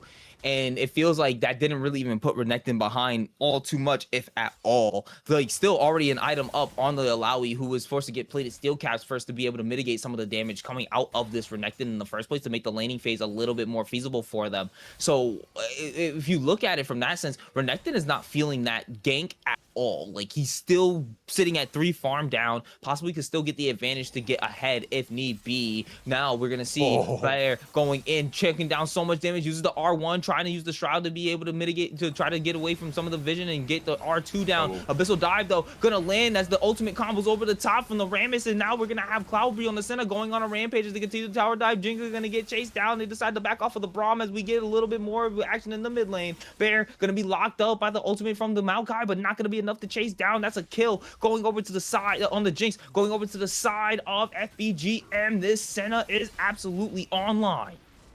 The dives that FBGM is pulling off with this Rammus are looking like some cruel and unusual punishment in exchange for how close those other two were. This one is just very brutal down there. Absolutely massive advantage for the Senna now. There still is a full item complete on the side of Dramata. Has those Hex optics, but the Senna has completed the static Shiv, which is going to give even more control in the lane and a whole lot of damage if team fights break out as well.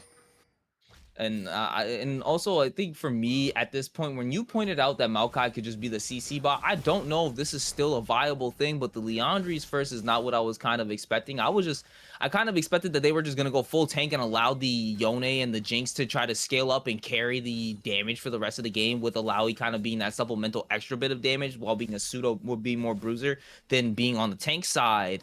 But now it's just like, okay, we have this AP Maokai that we're running with cooldown boots, not even like any resistance boots or anything like that. So he's getting taken out very quickly, it feels, in multiple fights, because he doesn't have the resistances to be able to help to, kind of help them sustain themselves. And as they claim some of these bounties, it's good, but it's not enough to really kind of it doesn't feel like they're really doing much to really bring themselves back into this game. And they gotta make some kind of risk. They gotta do something. Someone's gotta find a kill elsewhere, as River managed to attach his, gets onto him, uses the R2 to close out the distance, and it's another solo kill over to the Akali in the mid lane. Bear, you got your Akali, and it's looking absolutely insane. Miniature champion plus counter matchup equals total destruction in the mid lane for Bear. Yeah, that turret is toast.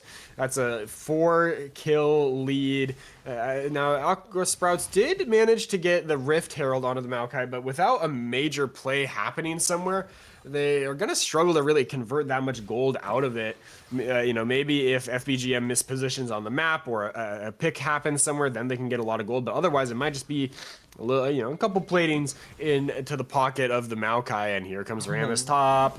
Rammus is up here again, uses the ultimate, misses, but it's gonna be Alawi dropping the ultimate over the top. We do see Senna utilizing their ultimate to go ahead and try to combat them, but Yeecaw on this Alawi, able to sustain, utilizing their own ultimate, keeping them alive ever so barely, but now it might not be enough. You take out the Renekton, but we give another kill over to the Senna, and she's going unstoppable.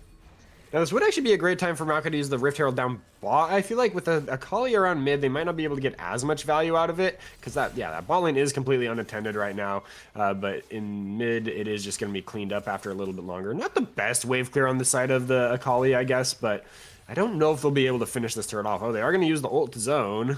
Yeah, but it's not gonna really do too much. I mean, they do have enough minions over and ready to kind of take this up, but also you don't want to run the risk that Akali could just immediately jump and delete your Jinx if she does manage to land the shuriken on it, which she barely misses. So we're right now looking at Dramata being the next target, as Rue does manage to find them. Abyssal Dive gonna go wide, unfortunately, to miss, as Dramata is dropping a little bit of auto attack. The Tongue Lash gonna land on the Ginga. Ginga trying to walk away, uses the ultimate to be able to keep them off, and has the flash to back off as the Chompers keep them CC'd up. Sutek, though, comes into the play, as we do have River try to utilize their ultimate to get away, and it's not going to be able to save their life. River taken down to extremely low HP, 1/3, as Bear gains the shuriken flip and is looking for the target, decides not to chase and decides not to take it, as they are still on low HP, and they're not going to be able to push any more into this fight. Cloudberry is now here. The Fed Senna is now here. You don't want to try to fight into this, but Just Cooper gets found in the jungle, and Bear goes unstoppable once again. Another kill over to the Akali, as Ribbard has to sit there and take a bunch of damage and goes snap back under their towers. They can't fight this. Renekton misses the Q2. Renekton flash stuns and gets it. And Cloudberry trying to take the kill from the Renekton, as they manage to get it under the tower. And that's going to be an additional gold lead going more and more for the side of FBGM. I will say, though, I am kind of surprised that even though they are 12 kills up, they aren't actually super far ahead. Only about 5k gold up, but it's going to be even more gold supplemented into Bear's pockets, going 6-0 on the Akali as they take out Yeehaw on the top side. I think part of the gold difference is that Aqua Sprouts have managed to get a few of those objective bounties. They got 2 turrets and a Rift Herald, all with objective bounties on them, so that did help them close the gold lead a little bit. I will say FBGM do not want to get sloppy and give over too much surplus gold to the side of the Aqua Sprouts, because yeah, I mean, well, the lead is, you know, it is 6k at almost 20 minutes, but with how this game feels, it feels like it should be even more. Oh, Rammus taunts up the Braum, gonna be able to keep him locked down for just a little bit longer. Ginga trying to walk away, can't do so. Dramata dropping a little bit of supplemental damage over the top. We're gonna see Cloudberry, though, dishing out even more damage. Rue now walking away as they try to keep the ADC and supports away from this Drake. This should be the sole point for the side of FBGM, and if any fight does happen, I don't see it going so well for Aqua Sprout if they even attempt to make this objective theirs. So instead, they're gonna have to just let it watch it drop as Sutek continues to take, but they just can't get anything else on the map for themselves.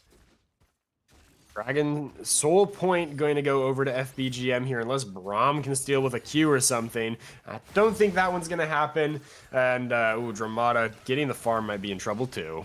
Oh man, you stepped up a little too far. Rue gonna be able to land that Abyssal Dive, and you got the Rammus coming in full force, but it's gonna be the Akali looking even better as they're able to blow up the last bit of damage, taking away the Jinx life, going 7-0. This is right now just looking like it is FBGM's game to lose, and they have to just continue to keep the foot on the gas as they're sitting 16-2, about 6k, again, 6k gold up. Some of these small objective bounties that they're getting for the side of Sprout has kept them at least not falling terribly behind. And we did see in game 1 there was a 7k gold lead that was given up at a certain point in the game, so you could potentially see the same thing happen here from FBGM, but the way of how clean they've been playing this entire time, I don't see that very much happening. The difference in game 1 was also that Aqua Sprouts had an extremely aggressive composition with the you know, the Lissandra support, the Annie. They had a ton of CC tools at their disposal. In this game, their only real engage is Maokai, or I guess, you know, Yone just sending an ultimate into the whole enemy team, Splurt or Bromlin in a big Glacial Fissure, but none of those are really great options, especially because this Maokai is not that tanky. We saw just a little bit ago, like Ryu walking up to the Maokai. I'm pretty sure this Tahm Kench, despite being 3 levels down, is tankier than that Maokai is, because this build that the Maokai has opted for is not so tanky. It is pretty standard, like it helps you a lot with poke. I don't really think poke is how Aqua Sprouts want to play the game per se. They don't have a ton of options to follow up on the poke, and there's so much sustain from the Senna and just the general tankiness that FBGM has available to them that they can kind of shrug off those saplings. The vision's nice, but this is not. No, this might be potentially the loss of Just Cooper's life, as he has to force the flash to try to get away. Rude misses the tongue lash, not gonna be able to get the stun with the stun with the full tongue stacks onto Just Cooper, forcing him away. But at least they managed to push the jungler out, so they can't go any further. And I like how you mentioned that there's not really like a real engage on the side of SPT. As you look, literally all the they have so much multiple engage here, as Renekton creates his own engage himself, channeling in roll over. Is gonna be taunting him up. River looking like the first lost soul of this fight, as Sutek is going to be able to take that kill. Senna using the ultimate over the top to keep them healed and shield, but trying to get a little bit more. Ultimate coming out from the Rammus as he goes in the middle of the rest of the team. Rue going to be able to use the Abyssal Dive, catching up multiple members as Bear goes legendary, but the Alawi coming out with the ultimate, able to keep themselves alive a little bit longer, but SCK going to be able to take that kill. Yika is going to drop with the shutdown going over on the Tahm Kench over to Dramata. Dramata now getting excited, going to look as they flash over the wall and is able to get a little bit of damage. Might be able to get the second kill over. Shutdown going over to the Jinx, but it's not going to be enough, as Bear is still legendary. And now Braum, the sole member left alive on the side of SPT, but not for long. Smited down, and it's an ace to the side of FBGM, only losing 2 on that fight. And yes, they gave the shutdown to the Jinx, but it's not going to be enough when they're still sitting at just above 8k, just below 8k for the gold lead here. To say, with how disastrously this game has been going for Aqua Sprouts, that is the 2 for 5 result is incredibly impressive there. Yika really doing his best to turn that fight around, get so much damage off with that leap of faith in the middle of the whole enemy team. It's just not enough. And while yes, Dramata does get some much needed kills and is on 2.5 items, I don't think the Jinx is going to be able to survive for long in these fights. I mean, that felt like FBGM thoroughly overextending and still getting the 5 for 2. And they are, just closing in on this soul. I think they can take Baron kind of whenever they want to. They have a lot of options for how to close this game out. And unless they really slip up, I don't see them losing this one. Yeah, good luck with the 9-0 Akali, as the Rammus immediately engages onto the middle of the fight, finds Dramata off on the backside. Is Bear going to go at Legendary, being able to take out the Jinx, and they're continuing the fight. Maokai ultimate going to come over to the top as River is teleported in, looking for Cloudberry. Not going to be able to get that target much longer, as the shutdown goes over to the Alawi, and he takes him out. River getting rid of the Senna, and they're trying to get a little bit more. Rue taking down the low HP as Bear is trying to run away. Rue, though, going to be able to take out River as he's able to get rid of him. Just Cooper now looking for a bit more damage, as Bear is looking for their next target. 3 versus 3, 2 members lost on each side. Can they find the can they find the fight that's necessary here for them to be able to continue this lead? That's finally an even fight for the side of Sprout. They were able to get a little bit into it, though they lost Jinx and their mid laner. FBGM playing a little cocky. They do need to tighten up their play a bit. I mean, they are still 7,000 gold in the lead. I still don't really see them losing this game with how much scaling they have available to them. But Aqua Sprouts are going to try to start up this Drake. They do have their jungler here in FBGM don't, but that Rammus is a zippy champion. You can see him zooming along that bottom lane track to maximize the value of those home guards. But the dragon is already down.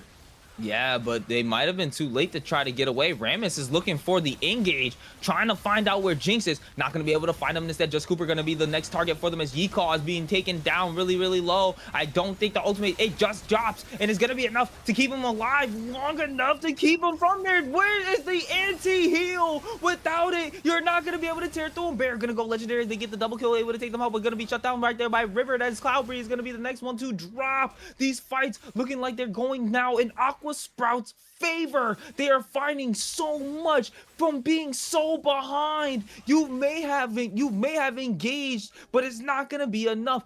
Thornmail only on your Rammus is not enough. That is not gonna be able to stop that Alawi. The Alawi healing so much allowed that fight to go on for so long, and that is why these fights are looking so damn even.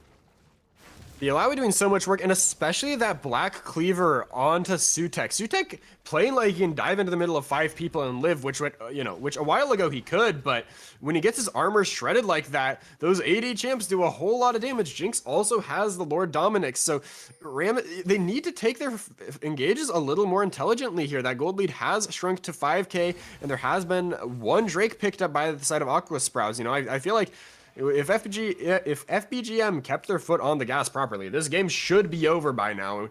And yet it feels like Aqua Sprouts have managed to make it so they have a chance. I think FBGM can just, if they screw their heads back on, they can set up advantageous fights for themselves, force Aqua Sprouts into awkward positions. Make Maokai just ult the Baron because he doesn't know what's going on in the pit. And, yeah, if you give yourself an advantageous fight, I think they're so free. You just need to not send people into the middle of the enemy team with no backup. Yeah, and this is something that I'm like, this is something I was worried about with FBGM, because they've kind of shown this in all 3 of the games where they can get a consistent lead, but they are very easily able to give it up too at the same time. So now we do have this Baron being started up by FBGM here, as they are trying to get a little bit of a contest here. Rivered over the back of the wall, as well as Ginga. They might be able to jump over soon, as we could get the ultimate TP coming in over the wall, forcing the Baron to stop immediately. They get that cooldown out of Yika, but now the Baron being stopped. It could have been the plan all along, but we won't know. But at least they were able to get that, what could be a very important summoner, but there's no other objective on the map ready to be taken. As soon as that TP came down, I kind of wanted to see SCK just march right back to bot and start pushing. He might be able to get a plating here, but has to be careful about the collapse. Rivered, he can definitely take in the 1v1, but the rest of the team, if they show up, FBGM might have to worry about their top laner. Although, if Aqua Sprouts overcommit to the Renekton down bot, that Baron should be going down. But again, the play that feels like it should be free for the final boss, Goth Mommies, is not as free as I would believe.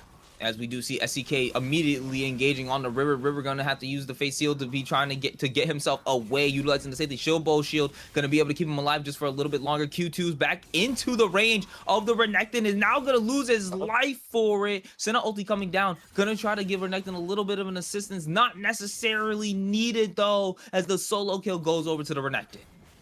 Now with that solo kill coming through, there should finally be enough pressure on the map for FBGM to start looking at this Baron properly. They can either take the Baron and threaten the Renekton inhib play down bot, or they can just have Renekton come to the fight and make it unplayable for the Aqua Sprouts. But right now, SCK is holding onto that TP, and that gives a window here. Yup, and since he didn't TP in, they're going to be able to try to get a little bit more dropped onto him. Rue nearly taken down to extremely low HP. Renekton is currently waiting, and they don't see him there. Dramata, though, getting tagged up over the wall. Flag going to be sliced dice. Going to be able to get the stun down, but they're trying to chase him off. Jinx is now separated from the fight as Yikal uses their ultimate, but not going to be able to find any targets. Now, Dramata, though, going to be able to take out Sutek as they go ahead and slay them. Bear now looking like the next target for them as they look for this Akali. Kali in the Shroud. Not gonna be able to get it, but it's gonna be Dramata losing their life as the Akali utilizes the R2, able to assassinate him. Now Akali now coming in from the top side as Cloudberry trying to dish out a little bit of damage. Yikal gonna be able to take out Rue, and that's still gonna be 4 members from the side of SPT, still absolutely alive while 2 members lost. But it's all part of the plan as SCK is continuing to push in this tower. That's what they're looking for. They want to win it by the split push, is what my copium says for the side of FBGM. They gotta tighten up if they want to be able to win these fights. They gotta tighten up a bit. Yeah, Sutek, once again, going into the enemy backline, doesn't land the ultimate onto anyone and just kind of just dies isolated from the rest of his team. SCK, I think, could have just been there a little sooner and just played frontline and let the team do the Baron. Instead, tries to pull off the flank, and while it does blow 2 summoners from the Jinx, it's another close fight. It's another objective bounty, and the gold lead is down to just 3.5 thousand. The game looking so winnable for the side of SPT. I may have cursed FBGM a little earlier when I said I didn't see a way they could lose, because it does seem plausible now. We were literally at one point where the kills were literally 16-2, and now it's like SPT is just finding all these little like wins in these different fights. I am absolutely like what? I'm confounded by myself right now because these fights are literally being lost to Shopkeeper right now, and it's absolutely killing me. What is going on? Not one other build of any grievous wounds right now. As Akali goes in under the tower, not even gonna use the ultimate just yet, gets the R2 and is able to get the solo kill off of the top side. Bear still looking like an absolute dominating assassin, but they're still not winning the game just yet. We gotta see what they can do onto this mid lane, pushing the wave into the inhibitor tower now. And we do see that Alawi though making their way off to the top side, trying to see if they can make a flank, but plotted out on a control ward, so the rest of the side of FBGM knows to back off. I think we need to give Bayer a little bit of an award for like not following the rest of the team into just how bad some of the fights have been played. Is still finding those solo kills, is the only one who is just on one death on the team. Has even in some of these fights that like looked lost and could potentially really swing the momentum of the game, you know, a little bit ago over by the Baron, was able to find that escape and trade kill, or not trade kill, just an exit kill onto the Jinx to close out the fight. Picks up a turret in the top lane as well, and so is really maintaining the pressure for the side of FBGM. She is it kind of, yeah, it feels wrong to say the last hope. It's like kind of like the reverse last hope. Like there should be only hope for FBGM, but Bayer is keeping it alive. Yeah, and honestly, like Dramata has like over the game has significantly improved, like just like adapted their positioning a bit. And it's looking like they're, you know, they know that they got to really stay back on this Jinx, try to make sure that they can dish out a lot of damage from their rockets during these pivotal fights right now. Once they get the IE, things should change. But SCK looking to get another solo kill on his boss side as River is trying to go ahead and dash away, but it's not going to be enough. The slice dice solo dolo going over to the crocodile down in the bot lane as they continue the split push. Inhibitor tower in the mid lane now being pushed in as they continue to keep going. SCK now pushing in the bot side. Ramus going in, utilizing the ultimate, immediately engaged. Sutek just likes going into the back line, and once again, he says, just let me die. We're trying to just die so you guys can get these towers, and it's working for them. As the mid lane, they managed to barrel in, and now two inhibs are exposed on the side of SPT. The macro is now starting to work a little bit better for FBGM, and now with the base cracked open, the best targets for them is probably the Baron once they get a little bit of setup. I'm still astonished that this Baron hasn't gone down. FBGM do keep the 5k gold lead alive, but Sutek just going for a little bit of a tumble into the enemy base for fun. Oh no, Bear gonna end up finding the target that they were looking for. Jinx gonna drop and not even need the R2 to be able to take the life. Uses it to escape instead. Another solo kill in the middle of 3 members, and that's going right over to the 15-1 Akali. That Akali is very scary. Doesn't even need the R2 or the Ignite to kill the Jinx. It's just the E, the Q, and a little bit of AutoWean plus the runes. And so, you know, and Dramata really is. Oh that that is helps. Yeah. There is a ton of damage on this Akali. I mean, that is full build, and you know, Dramata is kind of the piece of the puzzle that Aqua Sprouts need to win these fights. If Jinx gets that reset, things suddenly become so winnable for them. So if she is dead, I don't think, you know, even with the amount of space Alawi can buy, the fights aren't really that winnable. And that TP down from Yone, I guess, was trying to flank the Renekton, but that just means Baron's going to be free. Why? Like, that's actually, like, that was the one thing I saw the TP coming down. I'm like, wait, there's 4 members on the top side towards this Baron. Why is Yone TPing? Like, I don't think the Renekton is worth the trade of the Baron at all. And now you lose it. More gold being given over to the side of FBGM. They now have they also now have the minion waves being able to push in. So now your base is even more at threat. While you were already losing the base fights and you were losing the push, you also are losing some of these team fights. So now this is the moment that you need to go. Bear looking for one of the targets as Cloudbreeze is looking for another. Maokai ultimate coming down, gonna find the first target as it is Ramus, is Sutek on the Ramus. But Ramus though going into the middle of all of them, trying to get away, but it's not gonna be enough. Ultimate coming over the top from Cloudbreeze on the Senna, being able to barely save Ramus. Ramus now chunking back up a bit of HP right there. Sutek, you gotta be more careful in these back engages as now multiple members from the side of SPT is now here. Looking for a target. Cloudbreeze forced the flash as Yone almost ends up finding the Senna. Able to land the chains. Able to get the snare down. In the back of the fight is going to be Sutek though. Yikon going to be able to take out Root. Going on a killing spree as Bear finds the Jinx is going on a rampage. Double kill though over to Yeehaw on this Alawi, and now the Drake is looking like it's going over the side of SPT, but they don't care. 2 members on the side of FBGM still have actually 3 members still have the Baron buff, so these inhibs are looking like the targets for the side of FBGM as they're gonna trade the Drake for multiple parts of the base. Yeehaw is now here, but doesn't realize Bear does a lot of damage, and Bear is not afraid, might be willing to take this fight, but instead they're gonna take these inhibs and try to get these Baron power recalls as the rest of the members of SPT following their way towards that bot lane and is chasing down Maokai, using the ultimate, hoping to be able to lock onto somebody, but it's not gonna go far enough. Cloudberry getting a little bit further back, safety. They do get the Drake. They put themselves on soul point. This is a 7 Drake game and potentially exactly that banger that we were looking for, as they still continue in no way have been able to end the game at all on the side of FBGM, and that gold lead is ever so slowly closing from the side of Aqua Sprouts. I don't know how the game that started out so lopsided is turning into the longest game for us here. I don't know how Sutek feels like the least tanky Rammus ever. And I don't know how Aqua Sprouts arguably won that fight when Bear is just giving Jinx nightmares in the backline, forcing the Jinx to, you know, flash away, use the get excited just to flee from the Akali and still die. And yeah, still doesn't get away, but and nevertheless, Aqua Sprouts still managed to find a few kills. I mean, granted, when your most fed member is miles away from the rest of the fight, it does make it a little harder to win. But I feel like the Jinx should be so important to Aqua Sprouts' game plan that her death should just spell doom for them.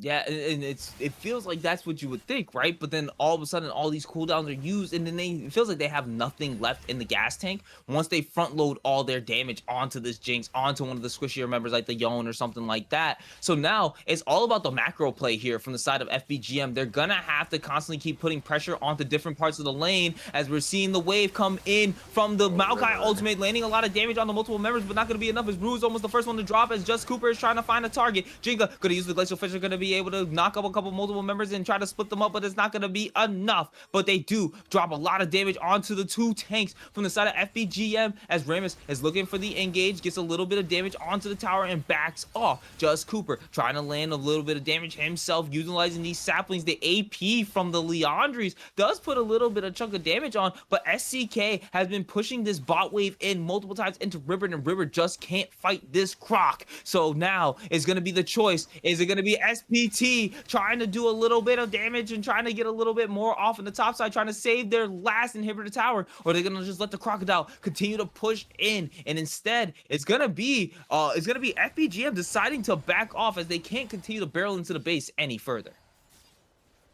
And again, the siege is just so slow, and as critical as I was of the Maokai build earlier, this is a build that when it comes online is extremely useful. The downside of it is that when you're just on the Leandries, you are very, very squishy. But now that Maokai has 4 items, that's not really the case. The low cooldowns and vision control and just general stopping power that those saplings offer is being immensely valuable to Just Cooper and to the rest of the team. And FBGM is just struggling to break their way in when you can slow down the wave. You can have Jinx collect them. It feels like they should be able to do so much more, but the Senna is also struggling to put out as much damage as I feel like she should be able to for how strong FBGM's bot lane was in the early game. And this is a champion that scales infinitely as well, and yet feels like the 3-10 Jinx is somehow kind of doing more than this very strong Senna. Where's the damn Mortal Reminder? Oh my god, I'm gonna literally lose it. Oh, I'm gonna crash out. Like, I'm trying my best not to crash out right now. And I swear to you, I promise you, they know it. Like, I feel like FBGM is just listening, and they're like, yeah, let's just make the casters cash out by not building any grievous wounds, as the ultimate has to be used on the Cloudberry to be able to save from the Fate Sealed onto the Yone, as Cloudberry gets back to safety. But that's 2 ultimates used, 3 ultimates used, as Maokai ultimate comes down. SEK nearly taking down the low HP. If you look at the scoreboard, you wouldn't be expecting this game to be going this way. Ramus finding the channel, finding Just Cooper, looking to get a little bit of the engages. Bears off on the top side, trying to find the target, but not going to be able to find anyone for themselves. R2 being used as they get taken down. River getting revenge and getting the shutdown onto the Fetacali. These fights are now being won by Aqua Sprout. They're continuing the chase as Rivers forced to run away. Their most fed member on the team now dead for the next 50 seconds. They want to try to push into this base, and we do have some super empowered minions pushing in as the inhibs though start to respawn. Cloudbreed getting a chunk of damage down onto multiple member. Jenga now getting caught out and being chunked down while Jinx is being caught off. Dramata, that's not what you want, and this is potentially the game right here for the side of FBGM. They finally found what they needed to crack into the base. It is just now Yeecaw and River all left alone, trying to see if they can make this last save for the tower, for the last couple minions, as they are currently barreling in. Wave clear from both of these two champions. Nicely done to be able to keep the base alive for a little while longer. I think FBGM is just so scared to try to end these games.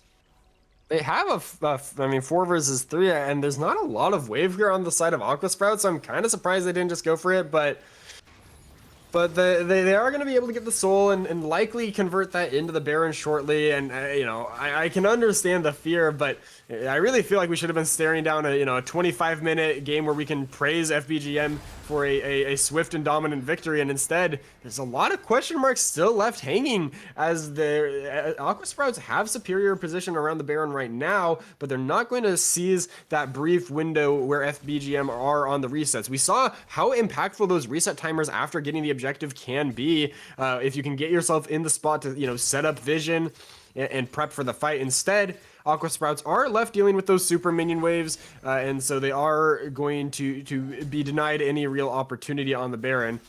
Instead, it is going to be FBGM setting up in the area. Just Cooper, get some damage down on Bear, but the Mountain Soul going to be helpful with these saplings too. Yeah.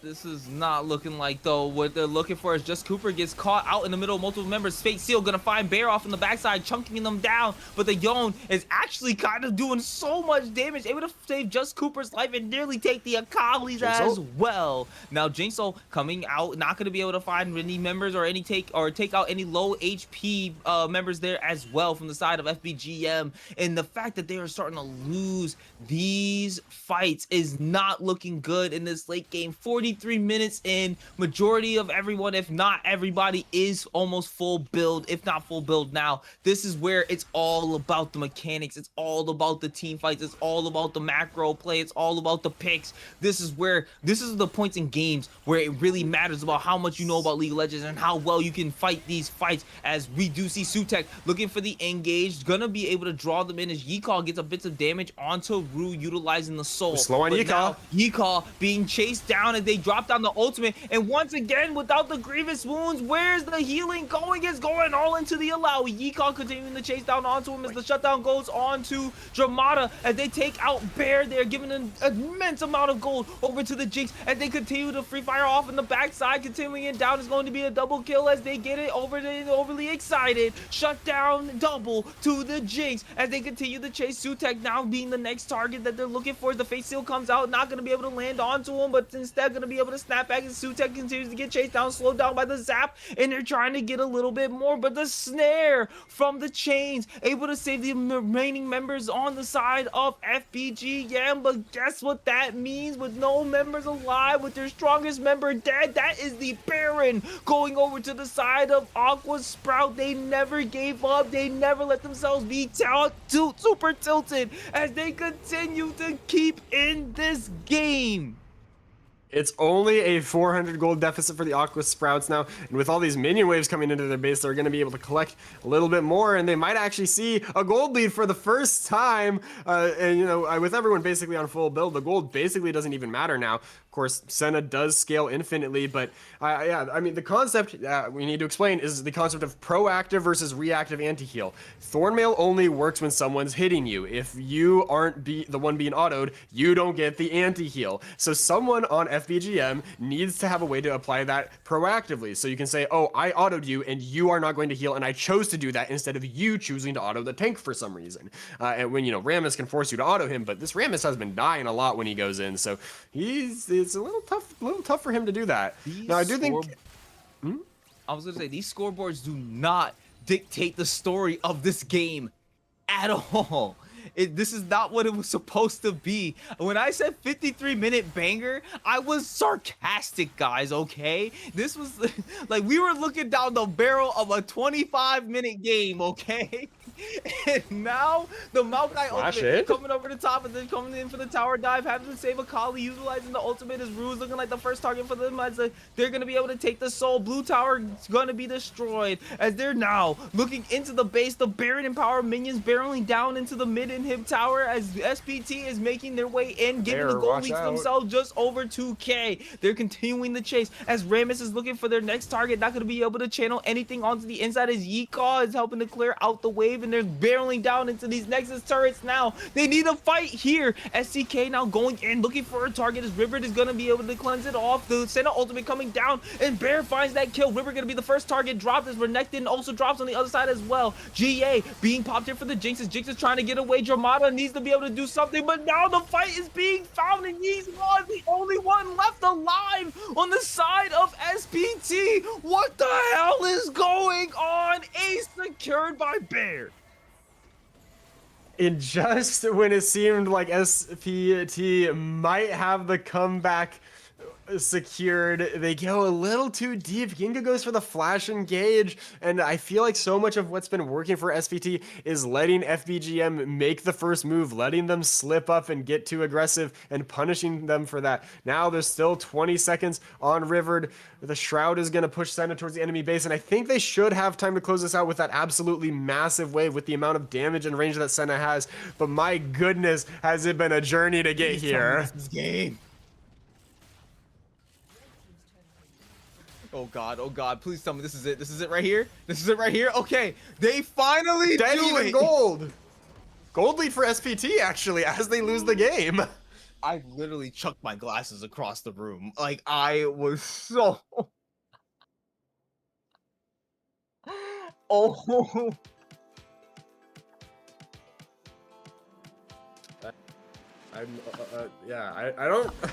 I don't know what to say. I mean, I think this game really illustrates the importance of, keeping your foot on the gas and not giving over gold. At so many opportunities, final boss Goth Mommies were giving over objective bounties and shutdowns, going for plays that they didn't need to, or overlighting the side of the map when they could win without overloading that side of the map. And I felt like a lot of points they were really uncertain about how to approach and continue closing out the game. So while they do win it, I'm still a little disappointed at how close that was given the amazing start. And we've been talking a little bit on FBGM. I will have to say that it's also on the side of Aqua Sprouts for finding those windows and finding those moments where they could punish while down so hard. A lot of that comes, I think, from Yika being like kind of the one member in that early to mid phase of the game who was kind of going toe to toe with his opponent. And we saw in that one fight by the bot inner turret, uses the leap of faith to completely turn around a fight that should have been the end of the game into a 5-for-2 trade and kind of, start that pushback against the wall that was FBGM's gold lead. I know for a fact that, listen, y'all just saw the end of the game there, right? And I had to stop casting for a moment. Thank you, Freedom Potatoes, for taking over after my little mini crash out that we just had on cast. Because what was this game? Oh my god! Like, just straight up, if you look at the scoreboard and you see like 40 versus 18 in kills, you're not looking at a 48-minute game. No, like nowhere in League of Legends should this have happened. And I'm just like I want to sing the praises for FBGM. Congratulations for you guys winning the game, But at the same time, I can't. I have to like be like, yo, this should not at any point have been possible to like the game state should have never been this way. And so it's just like that's the only reason why I'm crashing out. Listen, you guys are significantly better players than me. I get the bird's eye view, so I can just call out like all the little things for you guys. Like I get a view that you guys don't get when you're in game, you know. So I excuse, I gotta excuse my little crash out from there. But at the same time, holy crap, that they almost completely C9. They almost C9 the whole thing. Why are we ending with an even gold, like with an even gold graph? There's no way this should have happened. And so I'm just like, I'm so glad that right now the producer is getting so entertained by like my mini crash out right now, because it is just like, whoa, man. Like I'm sorry, this is what I see in my ranked games. All right, like I don't play a lot of ranked. I'm bronze in ranked right now just because I just don't play it. And this is what I see regularly in my games. I'm just like, yo, this is crazy Fiesta type of gameplay. And there's like, I just thought like the moment that I saw 16-1 on the Akali, I was like, yeah, this is over. And again, no, at SPT, they were like, nah, casters, we're punching y'all in the gut. We are not letting y'all, you are in prison right now. You guys are not allowed to leave these games because we are going to show you exactly how much we can do even when we're behind. And I think, honestly, this is more a testament to SPT in that regard. These guys did not give up in any way, shape, or form. Dragged that game out to 48 minutes and damn near won it. Damn near won the game, so far behind. So I have to really say, like, honestly, don't underestimate SPT. I think that they still had the potential to make playoffs after, even though they lost this series. I think they still do have some possibilities that they're, they still have some playoff standing to be able to do. So any team going up against them in the next couple weeks, if it's anything to say against them in this game, don't bet against them in any game at all. They are coming to play and they are ready to play from behind and potentially be able to win it. So yeah, Yika, you deserve an absolute round of applause, because really that Alawi game is what really allowed that game to extend for as long as it did. That's the main reason why. And Jinx, I have to admit, the Dramata getting a couple of those shutdowns at the end too definitely really made a big difference for them as well, because the Jinx did come online with the 4 to 5 items and it made such a difference for them. I feel like the target focus for Aqua Sprouts was what allowed them to mount a lot of that comeback. When they saw, you saw like when the Maokai root would come in, the Braum Q would come down, the Braum ult would come down, and everyone would just focus fire on that one target and get them the kill. And the strength of Jinx is like, even when you're behind, that one kill can unlock so much of the fight. But I feel like we got to award an MVP of the series because this was such a banger. And for me, it is going to be Bear in the mid lane, I think, especially for that Akali game. I think that was the person on FBGM who had their head on the entire game, really made very few mistakes and helped them bring it over the line with clutch kills left and right. I think that first game on the Ahri was also a big showing for her. Even though that was the game they lost, I actually think game 2 was like, the victor was there. It was a good game, but it wasn't as much of a standout as those other two to me. I feel like those champions that can really get aggressive feel like the comfort zone for the FBGM mid laner. So, all right, guys, with that said, I think that's all of our final thoughts. And if I had to pick a second MVP, probably would be Rue for me. And then SCK third overall. Like that might be my order for the players if I were to pick like MVPs. So, you guys, again, this was an absolute crazy game. I hope that everyone managed to enjoy it as much as I did enjoy casting it, even though I did crash out at the end. That is honestly a part of the League of Legends, all right? The crashing out is a part of League of Legends, and that's what makes it all the more fun. So because I was crashing out, that means I had all the more fun casting these games. I really hope that everyone did get this banger series and they really did enjoy it. I'm glad that we had an audience for this tonight. I'm glad that Freedom Potatoes was able to join me here for the color casting, as he always does an amazing job. Sure, once again, thank you for the amazing production, as you had to do it all on your own tonight, and it was absolutely amazing for you to be able to help us be able to cast these games. I thank you all. We should be sending it over to a raid for the moment, so please stick around, support another league if you guys can, if you have the time. I know it's a little bit late if you're on the East Coast. So with that said, this has been Conqueror League Titan Esports. We will see you guys again next Wednesday. Peace out and good night.